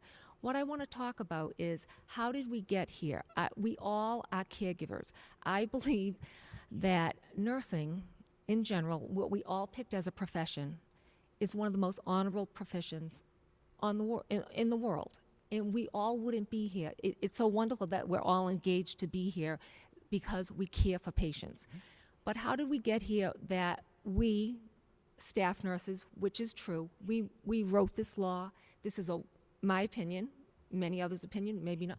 This is a well thought out law. This law has been being written and worked on for the past 10 to 20 years. We have done many different levels at the State House, at every level we could. So answering some of your questions, we haven't circumvented everything. I've given up, I don't know how much of my free time running to Boston, back and forth, trying to get people to understand we need safe patient limits. But what I want to get back to, we're focusing a lot on the money in Cayman Islands. I want to talk about patients, because every night when I go to work on 3 to 11, that's what I'm dealing with. I'm dealing with a 5-patient assignment where I know, and I know every nurse in this room has got to feel this. I know in your heart, because I've been a nurse a long time. I've talked to hundreds of nurses, thousands over the years. When you're driving home after your shift, excuse me, I'm really thirsty, and most nurses do this. You go over your day or your night or your 8 or 12-hour shift, and you think, who didn't I get to? What this is what I do. What change didn't I pick up on fast enough? I might have picked up on it after a couple of hours, but I know in my heart as a nurse, as a caregiver, with my assessment skills that I was taught, the most important thing, I could have gotten to that patient. I could have intervened quicker. I know I could have, but I had too many patients to care for. I am tied to that computer, which I think most of us are, the wows, the cows, whatever you want to call them. They have added so many things over the years. Patients are sicker now, obviously. We know that. When I first graduated, a patient with pneumonia would be in the hospital for like 7 days. Now we get 24, 48, 72 hours with them. Sorry. So I want to know, could I grab my water? I know that sounds crazy. Not easy, is it? Yeah, I don't either. It's worth it. We're not public speakers, we're nurses, God. But we speak every day to patients, which is the most important. I want to know what I know how I feel, what I can't get to. What do you think, what are some of the things, your personal experiences as a nurse, that not having enough staff at that bedside at that time, what do you think you miss? What did the patient miss out on at that time? And I know we all have a story about that, because that's the crux of this initiative, this law. I actually feel I would not be here having to advocate for a law if hospital corporations, the hospital industry has become. I want to work at a profitable hospital. We all do. It's great that some hospitals are doing very well. Some are coming up. It's great that we're expanding. We're expanding at St. V's. Wonderful. With hybrid OR, we're expanding our behavioral health beds, which is unbelievable. Opioid, substance abuse patients in the ER, but not on the backs of patients, because what I see is you get a call, this is on my shift, and they see that the numbers, they refer to patients as numbers, the numbers have gone down, so now I want you to send an RN home in the middle of a shift, so the patients are dispersed, scattered care, they are put in jeopardy. We're forced to do that, no nurse would ever choose to do that. Who would choose to do that? We are forced to do that, and I'm saying, I know when I leave at 1 a.m. or 12:30 a.m., I know I have not gotten to everything I need to get to with those patients. And these things can't be passed off. Like sometimes nurse managers, executives say, just pass it on. You can't just pass on giving a med late. You can't pass on starting an insulin drip. There are things that we are professionals. We don't pass on stuff. Patients' lives are on our hands every day. So I'd like to know personally, in your experiences, having too many patients at what time, what is it that that patient didn't receive that sticks with you, that could create a better outcome for that? I want to talk about patient care. That's what we're here to talk about. So I think going back to what we started with, I agree. I think we're both, all of us here are after the safe patient care, and I couldn't agree with you more what you said. It's a noble profession. We've all come into it. This is what we want to do. However, I think the way we look at it is different. Okay, so I see this bill and I see these rigid staff ratios, and I think about what you just said, and I think, yeah, there are days that I could have 2 patients, and I'll say, I forgot that. I forgot this, or I didn't do that. We all do it. Every single one of us goes home and says, oh, crap, I didn't, I never got back to them with their answer, or, something as simple as a cup of ice. Oh, I forgot. But you're telling me that doesn't happen in the ICU, where they're mandated to only have 1 to 2 patients? I think it's human nature. We do that as nurses. We want to give the best care possible to every patient all the time. And yes, I go home and I go, oh, I didn't do that. But does that mean I would have done it if I had another nurse to help me? I don't know. I can't answer that question. Yes, there are times that I am down a nurse and no one wants to come in because they got tickets to the Red Sox, or they're going to the beach in the summer, okay, because there's a call out. Yeah, it happens. That's, but it doesn't mean that I don't practice safely. It doesn't, I practice safely. I practice to the best of my ability safely. And that's all anyone here can ask of each and every one of us. And I don't know, I think it's a hard question to answer. It's been many years since I've worked on the floor, but one of the reasons that I decided I didn't want to work on the floor anymore was because I did find it very difficult to give the kind of nursing care that I was taught to give and that I enjoy giving and that I think is essential. I now work in a recovery room. The maximum number of patients I have is 3 patients at a time. Most of the time I have 1 or 2. And I can tell you that I feel that not only am I able to provide them with care that is safe and timely, I'm also able to provide them with myself at the bedside, to talk with them, to listen to them, to hold their hand. And that's an intangible that no study ever looks at. It's not looked at in the data about what outcomes are like. It's not quantifiable, but to be able to be at a patient's bedside at the worst moment of their life, sometimes at the happiest moment, depending on where you work, but most of the time it's the worst moment of their life, to hold their hand, to listen to their fears, that is also part of nursing care, and we can't do that anymore. And that is a shame, because nursing is an art. It's not just about what you do, what meds you administer, what treatment you give them. It's also about the comfort that you give them. We can't do that anymore. That is a shame that we can't do that. I can't tell you how many times when I worked on a med-surg floor, how many times I sat with a patient as they died with their family right there. That does not happen as often because nurses are too busy to be able to be at the bedside at that level. And I find that to be very sad. I think we have a lot to offer. I think they need a lot from us. It's not just the physical care. It's also the emotional care. And it's a spiritual thing also. And I know that sounds a little far out, but I really think it's a higher calling to do this. It's for me, it's been, the most profound experience of my life, other than raising children, but it's been the most important thing I've ever done with my life, and I think it's very meaningful. And I think that in order to provide patients with that level of care, we need to look at the data. We can do better, and hospitals can afford this.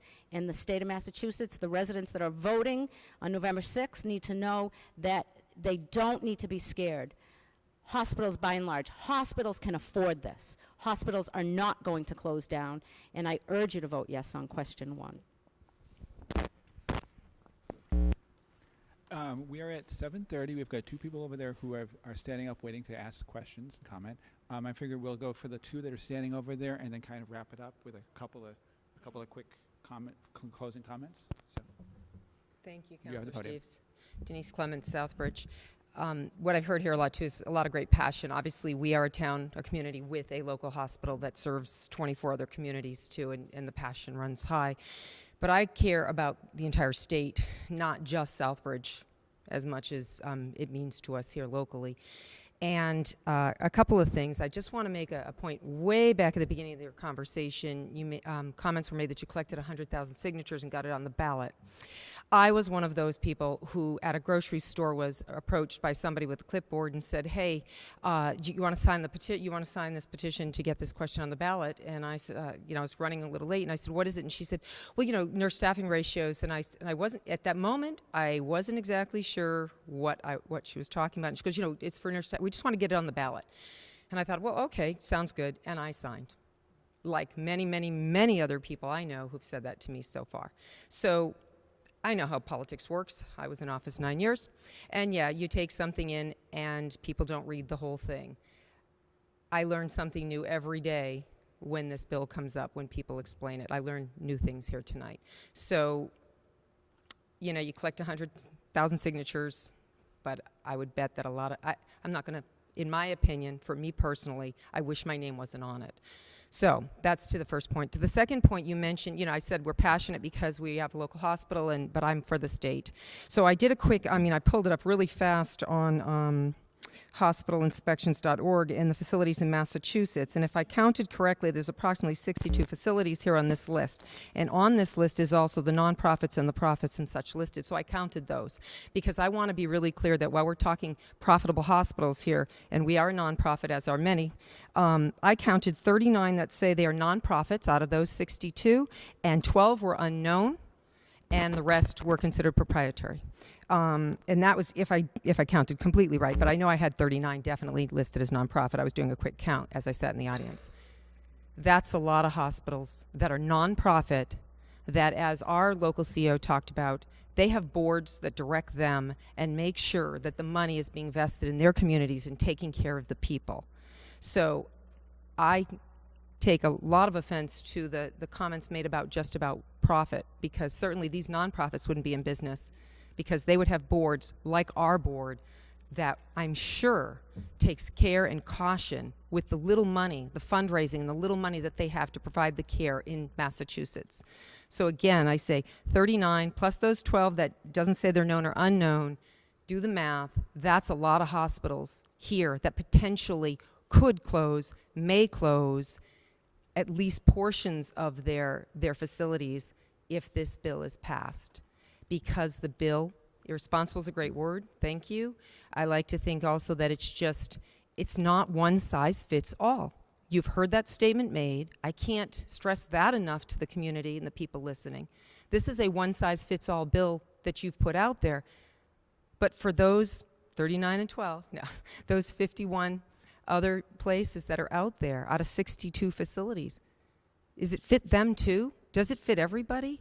Are we going to wait for the legislators to figure it out, the non-medical people to decide what's right for the nursing staff ratios? Is that what this is all about? It's not.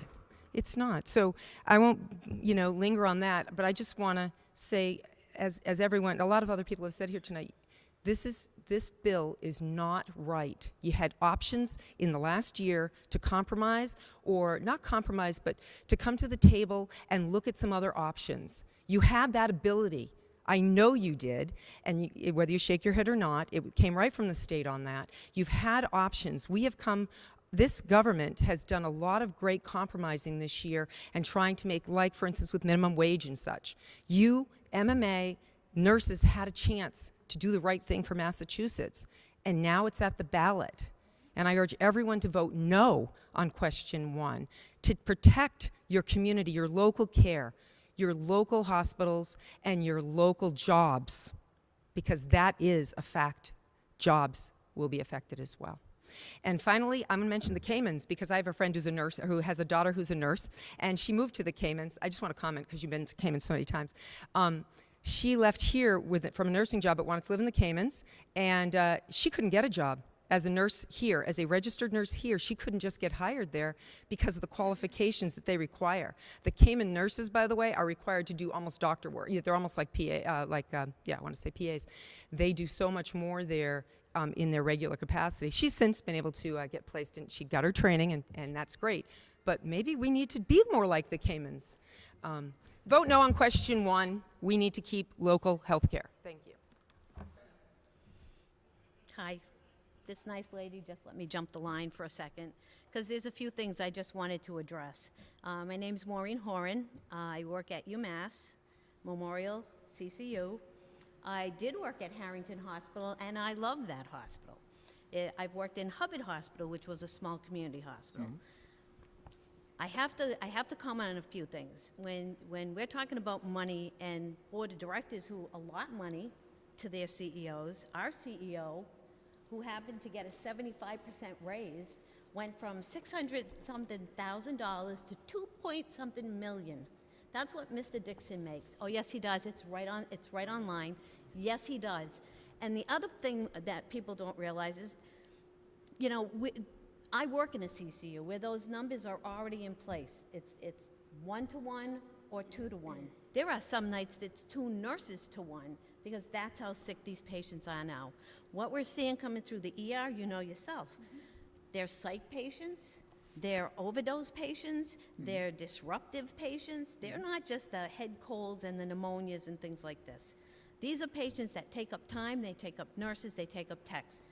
You want more techs? Absolutely. Can't do without them. But the nurses are the ones that have to see things before it happens. And even where I work, out on the floor, the nurses are so busy, all of a sudden one night we'll get a call for a rapid response, which is the nurses have to hurry up and run, doctors, nurses, run to a patient room out on the floor because, you know, they found something happening that really shouldn't have been happening that might have been caught quicker. And as far as the ratios go, Harrington is a small hospital. I go to that hospital. That's the hospital I use. I'm sorry, I do. And I will tell you, no, but I will tell you, it's the hospital I go to, okay? But if you're already up to par, you don't have anything to worry about. In other words, the mandated ratios, if an emergency comes up, you're not going to be held to that. And that's in the law. You're not held to that. And you're not going to be fined. I beg your pardon. No, I did read it where too. It says that. You're not going to be fined. They're going to question hospitals that are constantly not avoiding the law. That's what that was aimed at. But as far as the rest aimed of at and says are two but totally that's different things. you know yourself how it works. For us alone in CCU, it took 18 months from the time it passed to the time it was implemented. You know, and I'm just telling you, there's a lot of non-truths in those advertisements on TV that are confusing people. No, I know, and I'll tell you, you know, you lose credibility when you're caught in a lie. And, you know, watching a little kid come in with asthma and he's going to have to wait, you know that's not true. They go right to the front of the line. And as far as the EMS people waiting, I know EMS people. I'm on their board of directors. I know they don't do that. You know, if there's somebody that's critical, they're in there and they're seen. The people that are going to wait are going to be the people that came in with a head cold or a sore leg that they had for 2 weeks. And instead of going to urgent care, which is where they really should be going, seriously, that's where they should be going. Listen, I couldn't agree with you more, but I don't have any control over who uses the ambulance in my area. That's right. And who comes in, and that they're blatantly misusing our That's EMS right. system in our emergency room. You're absolutely right. I have no control over that. You're absolutely right. And that sick child will be seen. Absolutely. But the other people that are coming in will wait. And But those they're already those waiting. ambulance, They're already waiting. Let me tell you why. I've had patients at UMass wait 30 hours in an ER. Absolutely. Well, then there you go. I go to Harrington because I don't wait 30 hours. Okay? I go in there and I get seen within a matter of like 2. But as far as the limits, well, that's why I go there. And as far as the limits go, you know, it's for everybody's benefit. It is for everybody's benefit. And I thank God that they have limits for us now in the ICU because we could have never handled it with the 3-patient assignment or whatever. No, that's all I had to say. You know, just don't believe the commercials on television because they're just blown out of proportion. I would agree with that. Don't believe it. Don't listen. I would believe that in general, political commercials in general should be ignored, regardless of what's out there. I've been a nurse for 36 years. I've been Speak a up a nurse for little. 36 years. 20 of those have been in an emergency room. The others have been in a major hospital. And then I came to Harrington, and I've been 28 years there. So I guess I have 2 questions for you. When it comes to ratios and people putting out there what their ratios are and they're being held to it, I would like to know proof that you know 100% sure that those ratios aren't being met. You can assume that they're being not met, but to come out here and say that they aren't being met, where's your proof on that? Do you have absolute proof on every single hospital in this state? I wasn't not speaking about being every single held to hospital. I was speaking ratios? about my own hospital. And I have proof because I have stacks of unsafe staffing forms that tell me so. I wasn't talking about any other hospital in that response. It was about my own facility. Okay, so And I do make the assumption that it happens regularly at other hospitals. okay, shame on you, because no one should be assumed, because you know what your mother taught you about assuming. Because my mother said never assume. Plenty of colleagues that tell me so. I have plenty of colleagues across the state, and I agree with you. Are there days that we are pushed to our limit? Absolutely. But I can tell you in 28 years at working at Harrington Hospital, When I have been a staff nurse or a charge nurse and things have exploded, never once in my entire career have I ever called up and said, I need help. I need it now. And never once have I not gotten it. They've either told me to call in, get them in, or they sent me help. And you know what? And I'm sorry if you don't get that at your hospital. And that's the point about this bill, that it doesn't meet everybody. That's why it's not a good bill. So as the previous person just stated, Harrington apparently does it right.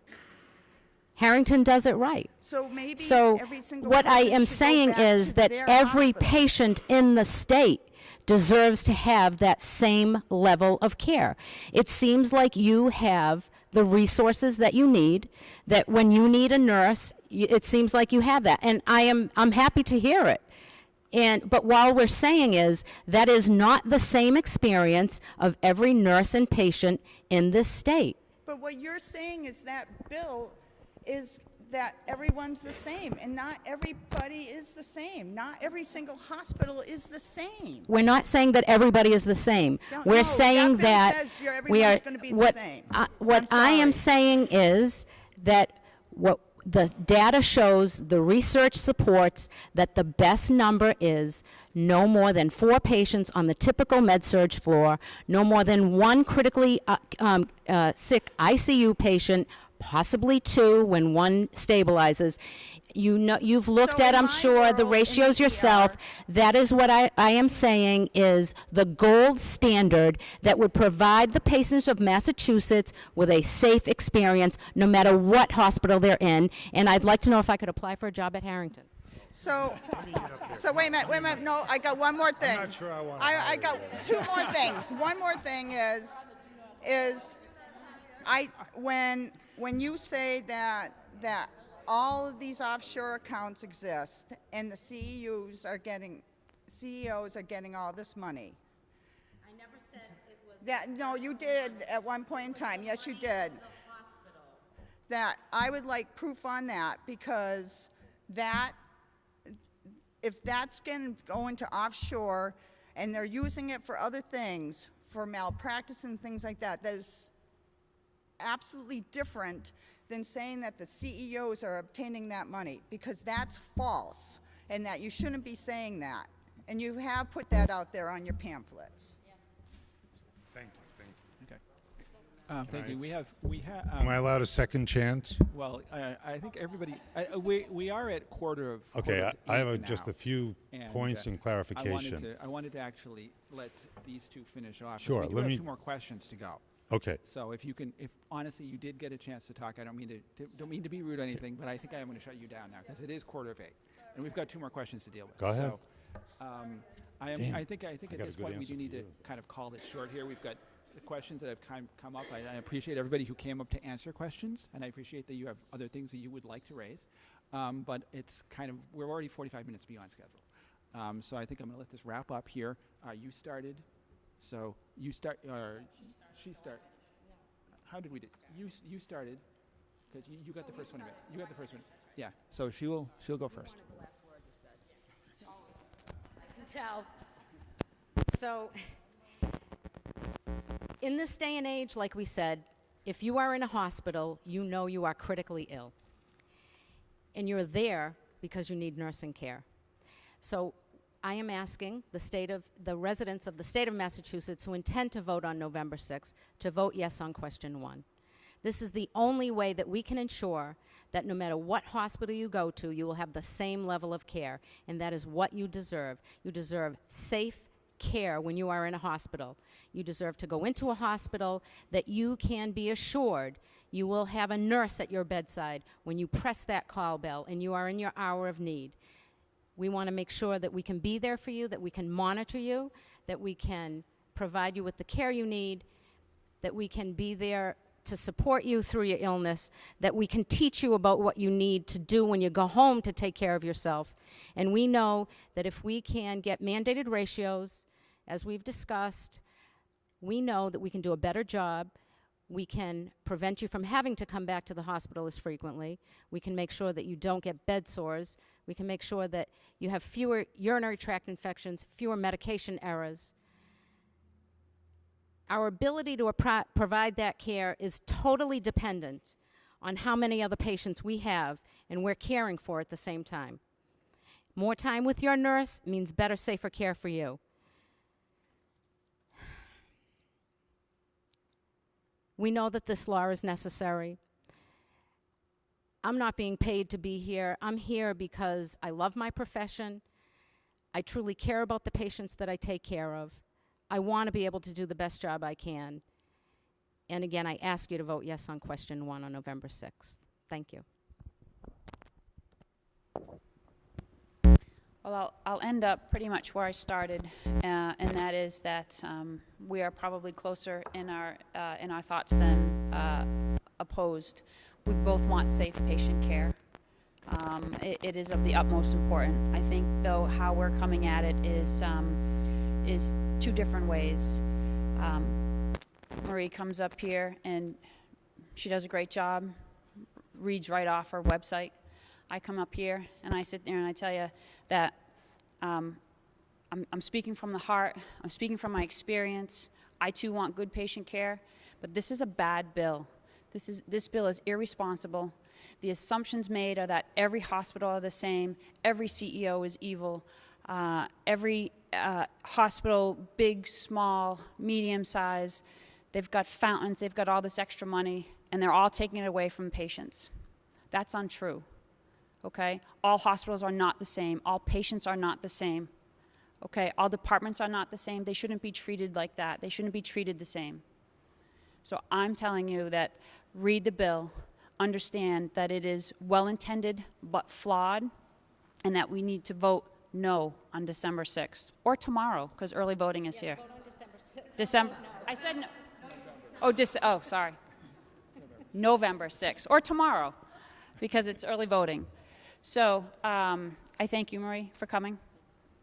Gus, thanks for having us. Thank you for All right, and vote no on November 6th. Thank you very much for both of you for coming. And as she pointed out, early voting is going on right now. I think it runs through November 3rd, the weekend just before Election Day. So please do that. Get down there and make sure you vote. In fact, they are going on downstairs right now as you speak, at least until 8, for today anyway. So anyway, we're going to take a couple of minutes to transition into question number 2. Thank you very much for those of you who are interested in question number 1. And hopefully you will stick around for questions 2 and 3. And we'll be back in a moment. And we are back for the Ballot Question Forum here in Southbridge Town Hall. Again, I am Gus Steeves, the town councilor. And we are talking about ballot question number 2, which is the commission to examine limiting money in politics. In the plain English version from, as I said it last time, the WGBH website has a quick ballot question summary here, 1 page for each question.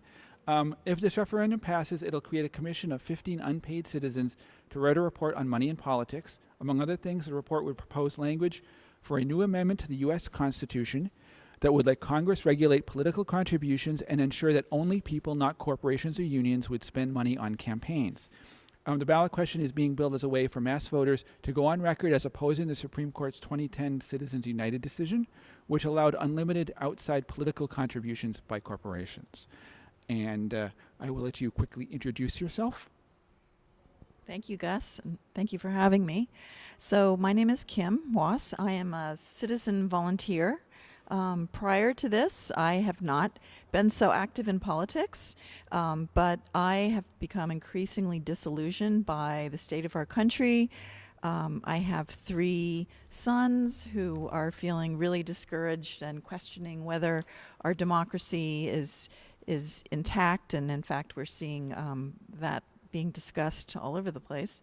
I hear the words oligarchy, I hear Gilded Age, and I feel as though all of or certainly many of the issues that are plaguing our country now, from gerrymandering to the opioid crisis to high prices in pharmaceutical medications, that it all really boils down to big money in politics, which the 2010 Supreme Court decision, Citizens United essentially opened the floodgates. There had been certainly issues before that, starting in 1976 with another decision, but somehow Citizens United just let loose this idea that corporations and large entities have the same constitutional rights as humans. I don't believe that's the case. The majority of people don't believe that's the case. And so we are, this ballot question is working towards a 28th U.S. constitutional amendment. And we hope that everybody will vote yes on 2. And as you said, you gave a good description from there. And I just want to, just to summarize, say that the point of this Citizens Commission, the point of a 28th Amendment, is to put reasonable controls on money in politics and to establish that corporations and other entities do not have the same rights as people. I know that I should have said this before I passed the mic initially. I had reached out to the No on 2 side, which is primarily the Mass Fiscal Alliance. They sent me a quick email saying that they didn't have enough people to be able to attend, and they actually referred me to the ACLU. So I want to quote something very quickly from the ACLU's website, which isn't really specific to this ballot question, but it's sort of general. They wrote that the ACLU does not support the campaign finance regulation premised on the notion that the answer to money in politics is to ban political speech. They said that they support comprehensive public election financing, carefully drawn disclosure rules, reasonable limits on campaign contributions, and stricter enforcement of coordination between PACs and candidates. And to quote them, money always finds an outlet, and the endless search for loopholes creates the target for new regulations. A lot of the I can't read my head. A lot of the post-Citizens United PAC money has come from individuals, not corporations, and the ACLU will firmly oppose any constitutional amendment that would limit the free speech clause of the First Amendment. So what would your response to that be, as far as this particular ballot question goes, and the ultimate goal of setting up a constitutional amendment that makes a distinction between human people and corporate people?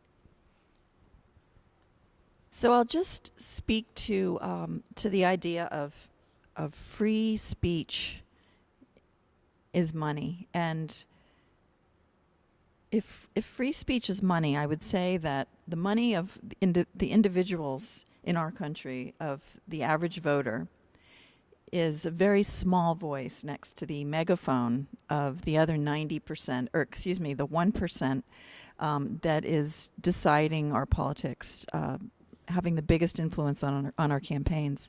So I think that this idea that it's power and it's money, it's not free speech. And I think that actually by advocating that concept, you're squelching free speech. And I also want to say that the idea of speech equaling money, free speech equaling money, is a relatively new concept in this country.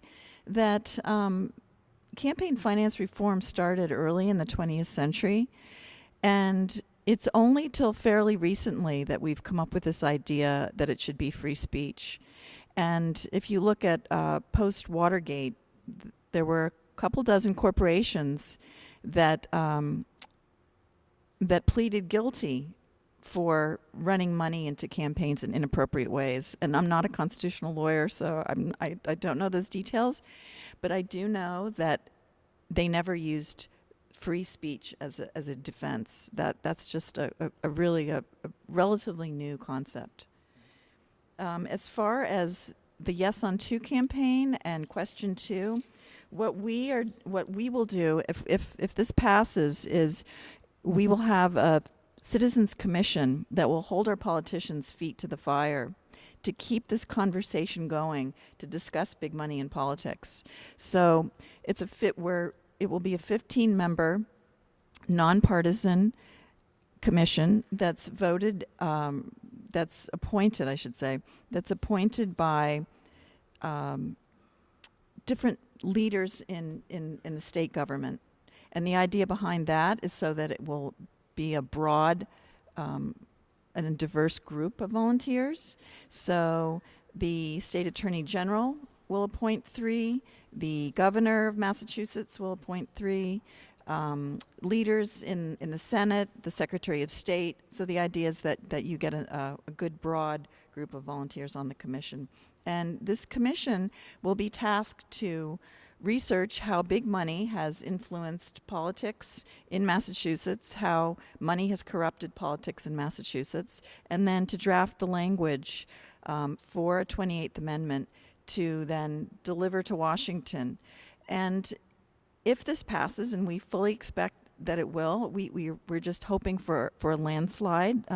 This is completely bipartisan, nonpartisan, and that's something that I really appreciate about working on this campaign. It crosses over the divide. We have our governor behind us. We have many candidates on both sides of the aisle endorsing. And the Boston Globe just endorsed as well. And this is going to pass. And the polls have shown that they're expecting 2/3 of voters who are planning to come out to vote that they'll vote this in. So this is one step to get big money out of politics. I know that Congress has had years of bills proposing basically this kind of thing. And they always seem to end up getting killed off in some sort of a study committee, if they even got that far. How do you think, if there were to be enough states to do this, how do you foresee this process going forward in Congress? And one of the concerns that has been raised, well, I'll stop it there for the moment, and then, because I've got another related question with that too. Yeah, so that's a good question. And that's one of the beauties of having a Citizens Commission as our ballot initiative, is that, first of all, we're educating voters about Citizens United. Other states can't do ballot initiatives. They've passed legislation. There are 19 states in all that have already either passed legislation or done ballot initiatives towards overturning Citizens United and asking for a 28th Amendment. The idea is that the majority of states, 2/3, have to do this, so this is certainly a process. Massachusetts would be the 20th, and Massachusetts is unique in that we're the first to ask for a Citizens Commission. And I think that speaks to your point that with a Citizens Commission and the voters behind this, it really keeps the fire under our politicians to push this forward. So it doesn't allow legislation to just sit there. So I think that's what is unique about our ballot question. Does that answer your question? And the related concern that I know I've heard and seen on some places, especially online, is that if I get the impression I get from the process that you guys are going through right now is that the idea essentially is to get Congress to do it, not really to go to a constitutional convention. Because I have heard from various sources that if it gets to the point of going to a constitutional convention, there's concerns that the entire Constitution is is in play. How would you address that particular issue? So we have had 27 amendments to the Constitution because we know that the Supreme Court doesn't always get it right. And there's a process to do this. And never in the history of this country has there been a convention. What happens is it gets to the point where the states are putting enough pressure on Congress, and there's sort of a tipping point, and the amendment passes. So our question, we would like to see a constitutional amendment, not a convention. It is a process, and it's good that it takes a long time. Amendments shouldn't be easy, and we are guessing 8 years is sort of our goal. And so it's an amendment that we're shooting for, not a convention. You just mentioned 8 years. Why do you see it taking that long, and how do you? Because I know some of the other amendments that even were proposed had been floating around for, well, some of them are still floating around from the 70s and 60s because they didn't get enough states to do it. Like the ERA is one of the ones that jumped to mind. So, Well, I guess we're saying that because it does take patience. It's not something that happens overnight. Certainly, if it happens earlier than 8 years, that would be fantastic. And who knows when there will be a tipping point. I know everybody's watching Massachusetts right now to see if this passes. And we hope that this question, when it passes, that this idea of a Citizens Commission will become sort of a role model for other states to pass similar initiatives. So in a way, your vote yes on November 6th is making history and will absolutely have an impact in the rest of the country. If we do end up passing it and we have a Citizens Commission come together, there's obviously enough cynics out there who would say that Citizens Commissions have been created for all kinds of things and don't do much of anything. How do we craft a Citizens Commission that actually does what we need it to do in this case and and can actually produce legislative language that Congress will act on? That is a good question, and in a very general answer, I would say that the commission has you and me lighting a fire under the commission as sort of the watchdogs to make sure that they do their job. And if you go on our website, vote yes on 2, Massachusetts, you can read the entire petition, which lays out in much better detail than I have time for here, but really lays out the commission. So it's not that so we actually have it all, the timeline, and it's pretty detailed.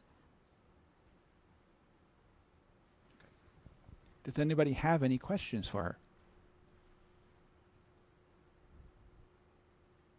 No one? Okay. Do you have anything else you would like to say? I realize this ended up being a lot shorter than I expected it to be, but you can also go to the website. You can go to GBH's ballot questions, and you can get a little more details on that. You can go to their website. I know it's also being sponsored by American Promise. Is that the name of the group? Could you talk a little bit about that? Yes, thank you. American Promise was started here in Massachusetts as a national organization to work on this question.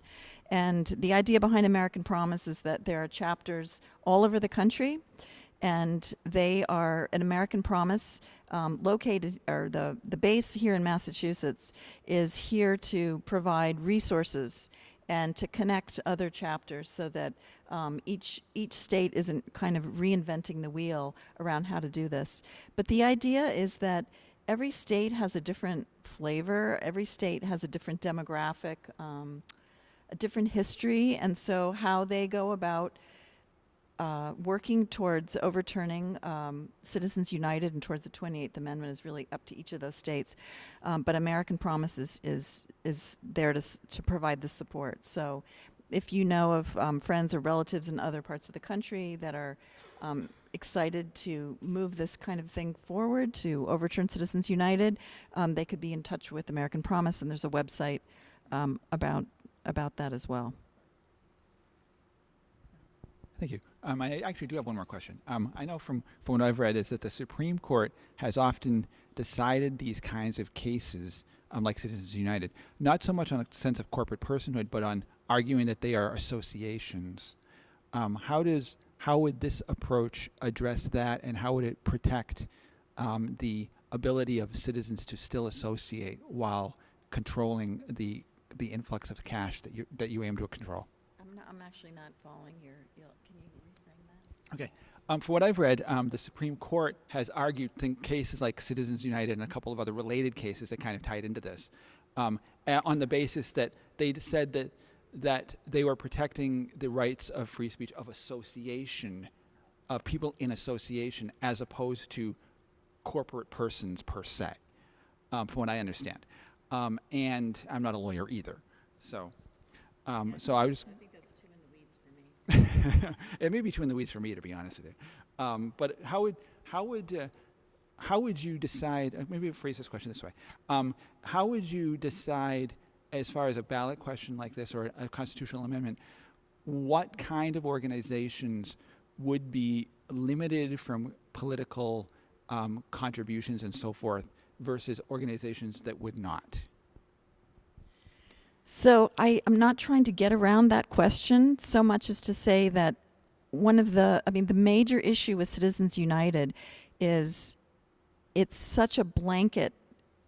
It doesn't provide the room. We can't even have these kinds of discussions or debates because with Citizens United in place, you can't do this. And so there are a lot of people out there drafting language for a 28th Amendment.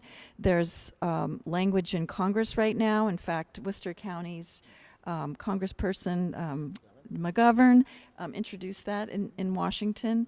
And so there's a lot of that discussion happening and language being talked about. And once Citizens United is overturned, then we can begin to figure out how exactly are we going to be limiting. We're always going to have money in politics. I don't think that's ever going away. But the question is placing reasonable limits and making that distinction that humans and entities are different, and corporations and any kind of association should not have the same constitutional rights as people. And beyond that, I'm not really in a position to speak to what you're thinking about. Yeah.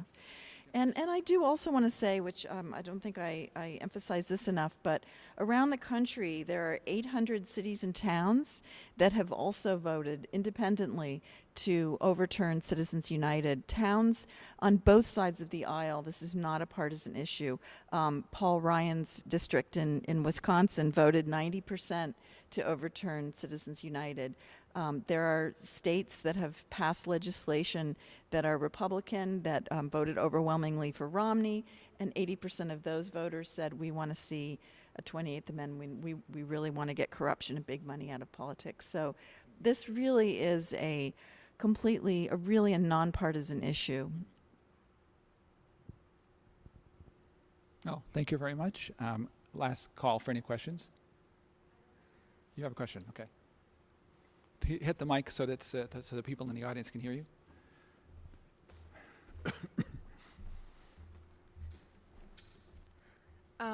Hi. My question is, how do people apply for that commission? Because I know you said the governor chooses 3, the Secretary of State chooses 3, and there's a third person. I missed that. Thank you for asking. How do they do it? Because I'm part of the Green Party, and I think it would be I know of a person who would be fantastic for that. Not me. Well, once this question passes, vote yes on 2. It will. Then comes the process, and that's all laid out in the petition. All the exact wording is in there, but any citizen of Massachusetts can apply to be part of that commission, and we encourage anybody and everybody to apply. Okay. Thank you.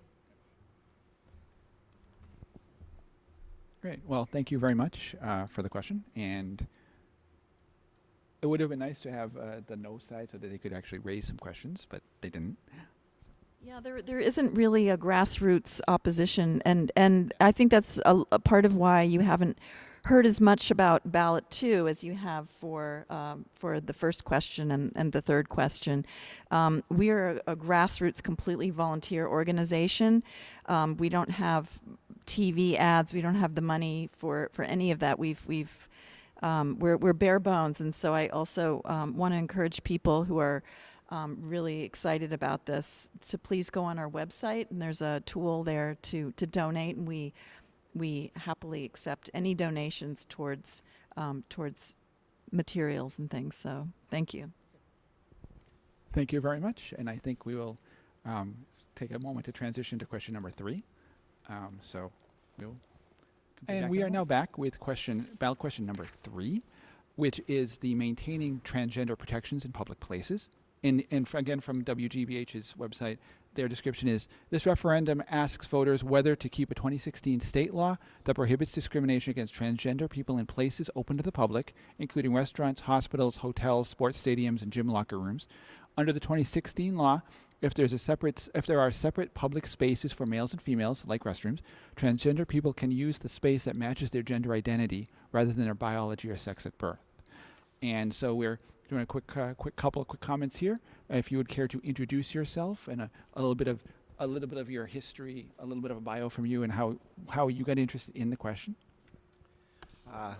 Thank you, Gus. My name is Jacqueline Ryan. I am actually the chairwoman of the Southbridge School Committee here in town. I've been working very hard on this issue since 2010. So I'm going to give you a brief history about the history of this law and its accompanying law that passed in 2012, that was implemented in 2012. So this all started back in 2010. The legislature and the governor at the time, Governor Patrick, looked at protections for LGBTQIA individuals because there was a need. Transgender people were not protected in their homes, they weren't protected at work, they weren't protected in public. So they worked really hard back in 2010 to pass a law that finally got implemented in 2012.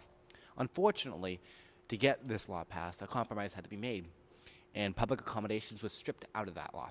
So transgender people like myself were protected at home, work, and government.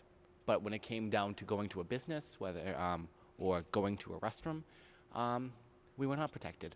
So back in 2014, the push came again. And in 2016, Republican governor and a Democratic legislature finally passed those public accommodation protections because they understood, big business understood, police understood, this is about respect and dignity for transgender people in the public place. Now, the state's transgender non-discrimination law is on the ballot this November, and it's at risk of being repealed. A move that would make Massachusetts the first in the nation to roll back transgender protections on a statewide ballot. Now, I think the key to this conversation, at least the key for me, is about maintaining dignity and respect for transgender people. Look, I want to be able to go and watch a movie and feel like I'm safe to go do so. If this law is repealed, I can be told I'm not going to be served. And that seems very antithetical to what Massachusetts stands for, which is equality for everybody. You know, transgender people have the right to live with the same protections as everybody else. And I'm happy to be here tonight and talking about this. I look forward to the questions that are going to be presented. And I'm really excited about this and able to talk about my experiences and, my background and why this law is really needed here in Massachusetts. Thank you very much, Jackie. Obviously, I also did try to reach out to the Mass Family Institute. I should have said this earlier. And I emailed them. They never responded to the email. So I do want to cite the GBH no vote, what they claim. The opponents of this 2016 law claim that opportunistic men or convicted sex offenders could exploit the 2016 law and pretend to be transgender so they can access locker rooms and so forth. What's your response to that? Okay. This is just an outright lie from the No on 3 campaign. Study after study, there was a study that just came out this election cycle that showed there has not been an instance, there's not been an uptick of this type of behavior happening. This is, the No on 3 campaign is trying to find a solution to a problem that does not exist. And they're using that and trying to play to people's fears to really underscore their argument. And the fact is, it's why the Yes on 3 campaign and the transgender public accommodation law has the backing of businesses. It's why it has the backing of police chiefs and police unions, is because the people who fight for our safety every single day know this is about protecting transgender people from discrimination. And this does not open up opportunities for people to be targeted in restrooms, or this is about maintaining dignity and respect for a vulnerable community here in the Commonwealth.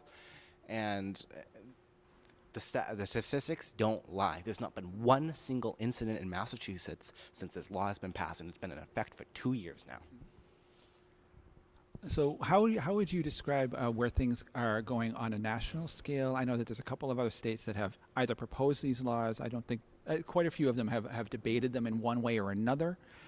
So where do you think it's going, and where would you like to see it go? A fact of the matter is a huge plethora of states, I believe it's 21 now, have protections for transgender individuals in public accommodations. What's been happening on the national scale is scary, especially with the DOJ's decision under the Trump administration to try to erase transgender people out of existence. The fact of the matter is, it's not going to happen, and it's incumbent upon elected officials like myself, like Councilor Steve here, on our state legislature, and our members of Congress to make sure that we protect transgender people, LGBT people from discrimination that this administration, that this DOJ is trying to do. But I want to be clear, we're heading in the right direction nationally. We're seeing more and more people understand that this is about dignity, this is about respect, this is about people's families, this is about people's children, and making sure they have the same rights and protections that everyone else here, that the majority of the Commonwealth already enjoys. We're moving in the right direction. The Trump administration can do what it wants to try to, take back those protections. But the fact of the matter is, people like me exist, and we're going to continue to fight for the basic dignity we all know we deserve. Well, I think in general, those kinds of identities and dignity is something that everybody deserves. Where do you think that the opposition is coming from, and why? I want to be clear. There are people who intend to vote no, who are good people who come from good places, but the people running the No on 3 campaign, they are using President Trump-style tactics of bigoted messaging. They're playing to people's fears, which are not based in reality, and it's really important. The biggest personal I can talk to is my own family. My family was dead set against any sort of LGBT protections. I was thrown out on the street because of my identity. But through constant outreach, through constant love and attention and willingness to have a conversation, they understand now that this is about dignity. This is about respect. This is about the ability of me to be able to live my truth every single day and know that every person in this Commonwealth has the right to do that. And again, there are good people who understand and are voting no on this, but it's about meeting them where they are, having that conversation, and showing them that we're not this fear tactic, that we're not this unknown entity. We're CNAs. I'm a unit secretary at my work, right? There are firefighters, there are nurses, there are people who serve in elected office that represent this community, that represent people in their everyday life. We're just like everybody else, and we want the same respect and dignity. And you know what? That means going to the bathroom that consists with a sincerely held gender identity. I know I live every day as a woman, and I know my family, my friends, all recognize that. And again, big business in the Commonwealth recognizes that. The government understands that. A Republican governor, and good for him, understands that. And a Democratic legislature understands this. This is a nonpartisan issue. This is about meeting people where they are and understanding that everybody's different. That's what makes us great. Okay. One of the things that I know that has been raised as an issue, for example, back in I don't remember which year it was, North Carolina, they got boycotted because of their quote-unquote bathroom bill. And as I understand that there hasn't been really any economic, if anything, it's probably benefited Massachusetts in some loose way, probably not a huge way. How would you argue the economic impacts, if there are any? Well, the economic impacts are clear. We saw what happened in North Carolina, right? When they tried, and let's be clear, what they did was they passed a law to repeal a protection the largest city in North Carolina passed for transgender people. The governor said, no, we don't like that. And they passed a law, and guess what? They felt the economic fallout. Business left because they understood. It's bad for business to be discriminatory. It's bad for business to refuse a customer, right? And they felt the economic disadvantage. Companies like Amazon, big business coming into the Commonwealth understand, and small businesses do too, right? That this is about serving customers and it's not about, violating people's rights. We understand, right, when we talk about race, for example, that a business doesn't have a right to discriminate against somebody based on race because it's wrong in the public commerce, right? It's the same idea. You cannot discriminate against selling or providing a service to somebody based on their gender identity because It's not. It's fundamentally not good for business, but it's just not a tolerable thing in society. You are providing a service that everyone has the right to access. You are providing a product that everyone has the right to access, and that doesn't violate your beliefs to provide that service to everybody in the public, but it would violate my livelihood to not be able to receive that service just like everybody else. I think it's about talking about that dignity and respect and privacy. When you have these conversations, again, it's why big businesses have been a huge proponent of Yes on 3. It's why, again, on safety, police have been a huge proponent of Yes on 3. It's because the arguments being made by the No on 3 campaign are just not accurate. Yeah, I remember years ago, I think it wasn't maybe quite the same, but some similar kind, had a similar feel of arguments were against the gay marriage question years ago. And I think Massachusetts has shown that it had no major impact on anybody, except for the fact that gay people were able to get married, which obviously was the whole point of the law.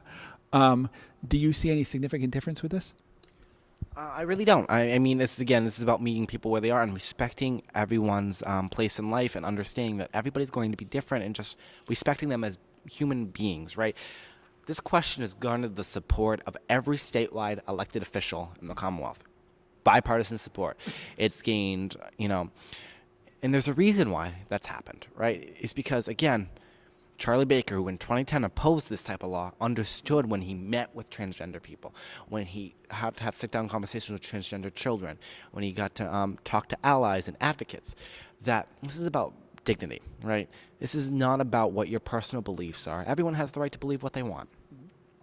But at the end of the day, when it comes to public commerce, when it comes down to public decency, when it comes down to being able to go to government, school, work, wherever you are, in life or in your day-to-day life, it's about being treated with respect and dignity. And that's at the end of the day, that's what this is all about. That's what this campaign's about. And we got to make sure that we talk about these facts. And I wish the No on 3 campaign was here tonight, because I would love to have talked about directly with them about why they're so wrong on this issue, and about why what they're doing is just fundamentally against Massachusetts values. Yeah, it would have been nice to hear from them and see exactly what they had to say. I know one of the things that they have raised from their website, commenting on the idea. One of the things that they object to is the penalties that are listed in the law: $10,000 to $50,000 in fines, up to a year in jail, and other lesser fines. I can't recall ever seeing any publicity of somebody actually getting fined for those things. Of course, it's only been in 2 years. So what's your reaction to that as a concern? Unfortunately, that's yet another falsehood from the the No on 3 campaign. Let's be clear. That fine they're talking about is when it's been cleared by police and by investigators and by the courts that that the person is actively participating in discrimination, which has to be proven over multiple incidents, over I believe it's like 8 incidents over a long period of time, right? Towards that single individual is what's needed to provide, and it's up to, right? Again, we've never had that issue because people understand this is about basic dignity and respect. This isn't about putting fines on people who oppose, who don't personally agree with LGBTQIA people, right? This is about, again, understanding that common decency must be the rule of the land. Respecting people where they are, accepting them, and knowing that they have value to add in society is what this campaign is about. And again, the No on 3 campaign has really no factual basis to base anything that they're talking about. So again, they're playing to people's fears. They're trying to say that they're being discriminated against, when the reality is all they're being asked is to simply respect other people and let them live the lives they want to live. Okay. Do you have anything else you would like to say? First, it's been brought up here during the other questions tonight. It's early voting time. Please, you have until November 2nd to vote. November 3rd is a holiday, so we can't have early voting on that day. But if you can't vote early, please vote on November 6th. Please vote yes. Because at the end of the day, transgender people should have the same basic protections as everyone else to live their lives with safety, privacy, and dignity. A yes on 3 vote would uphold the law and ensure dignity and respect continue to be our guiding principles here in Massachusetts. And why does this matter? You know, this law is about treating others the way we would want to be treated, right? Vote yes because we need more love, respect, and kindness, less fear, intimidation, and discrimination. And I just want to again highlight, because the No on 3 campaign has been pretty clear that their concern is about safety, mainly about women and children in bathrooms. This law does not harm safety in restrooms. Safety in restrooms is important for all of us, including transgender people, right?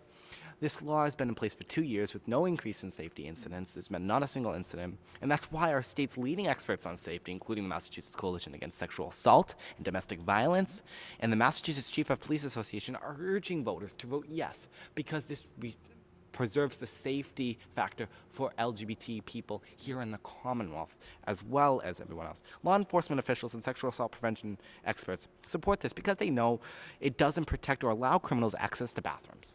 Point blank. The argument that that's being made is completely false. In fact, local laws protecting transgender people from discrimination have been on the books for many years, including places like Boston, Medford, Worcester, Northampton, again, with no increase to safety issues in restrooms. And there's been no such increase since the state law has been passed. So, a vote yes on 3 would continue to treat people fairly in Massachusetts. Transgender youth are constantly at risk for hostility, discrimination, and bullying. Repealing these protections in the law would put them at greater risk for violence and other self-harm type behaviors. Protecting people from discrimination, including people who are transgender, is about treating people the way we want to be treated. If you want to learn more about this law, I ask you to visit freedommassachusetts.org. And I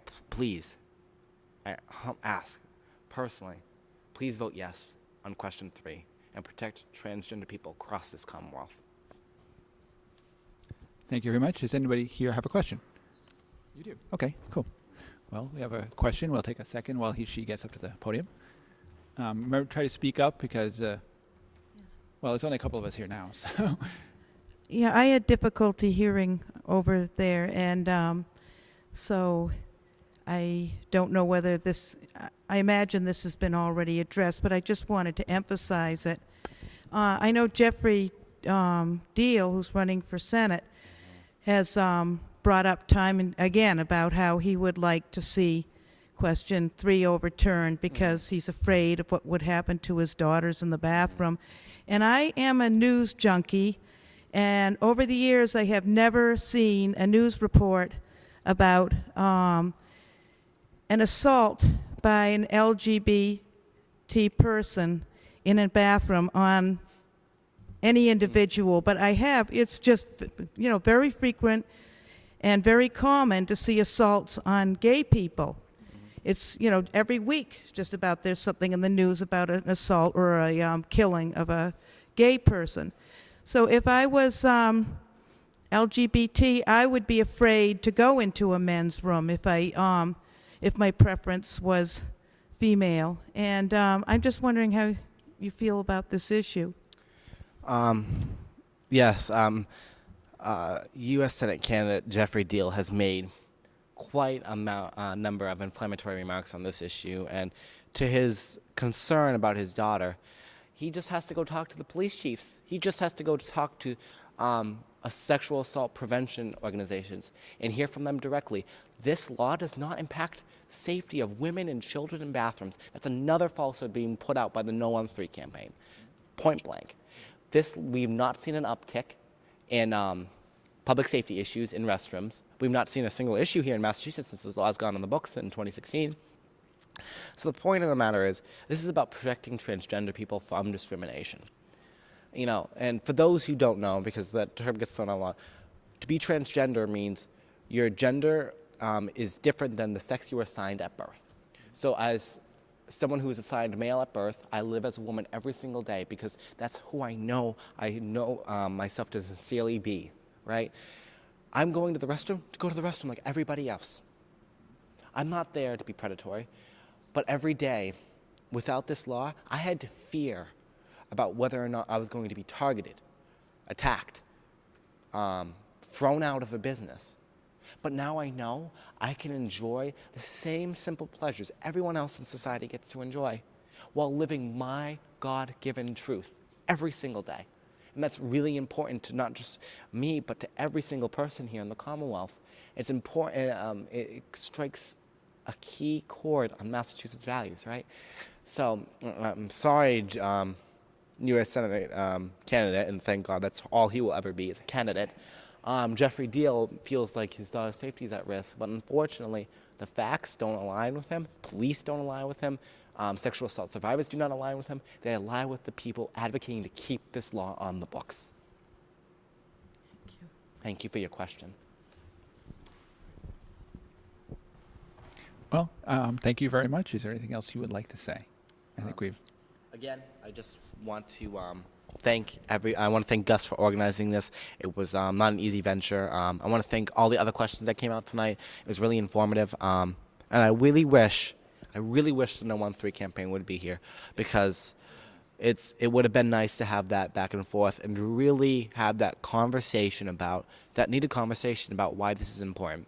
I'm proud to talk to you all at home about why this is important, and it's sad they weren't here to present their argument. But again, if you want to learn more about this law and what it's done, and about everybody who's supporting it, because it has one of the largest bipartisan coalitions I have ever seen in the Commonwealth, go to freedommassachusetts.org, learn more about the law, and always feel free to ask somebody like me about why this law is important. Thank you very much, Jackie. Thank you to everyone else who came out tonight. And I hope that we can do something like this again for the future ballot questions. I'd like to point out that for those of you, most of you who are registered voters got one of these a couple of weeks ago. Make sure that when you go into the ballot, before you go into the ballot box, make sure you read them carefully to really think about what your response is to these things. I hope you had a chance to ask or get some of the questions that you may have had answered. And remember that the ballot it's a long one this year. The ballot questions in here the ballot questions themselves are fairly long. The summaries on the ballot will be fairly long, and so you should definitely make sure you read them before you come into the ballot box and try to understand them as best you can. Go to the various websites for the various sides of these questions and make a good decision and think about it. And again, the election itself is Tuesday, November 6th. There is absentee ballots are available in town halls all over the place. And also you've got early voting going on now until the weekend before Tuesday, November 6th. So I guess you said it's the second or third, whichever day that is. And thank you very much for listening and watching, and good luck, and make some good decisions for Massachusetts. Thank you very much.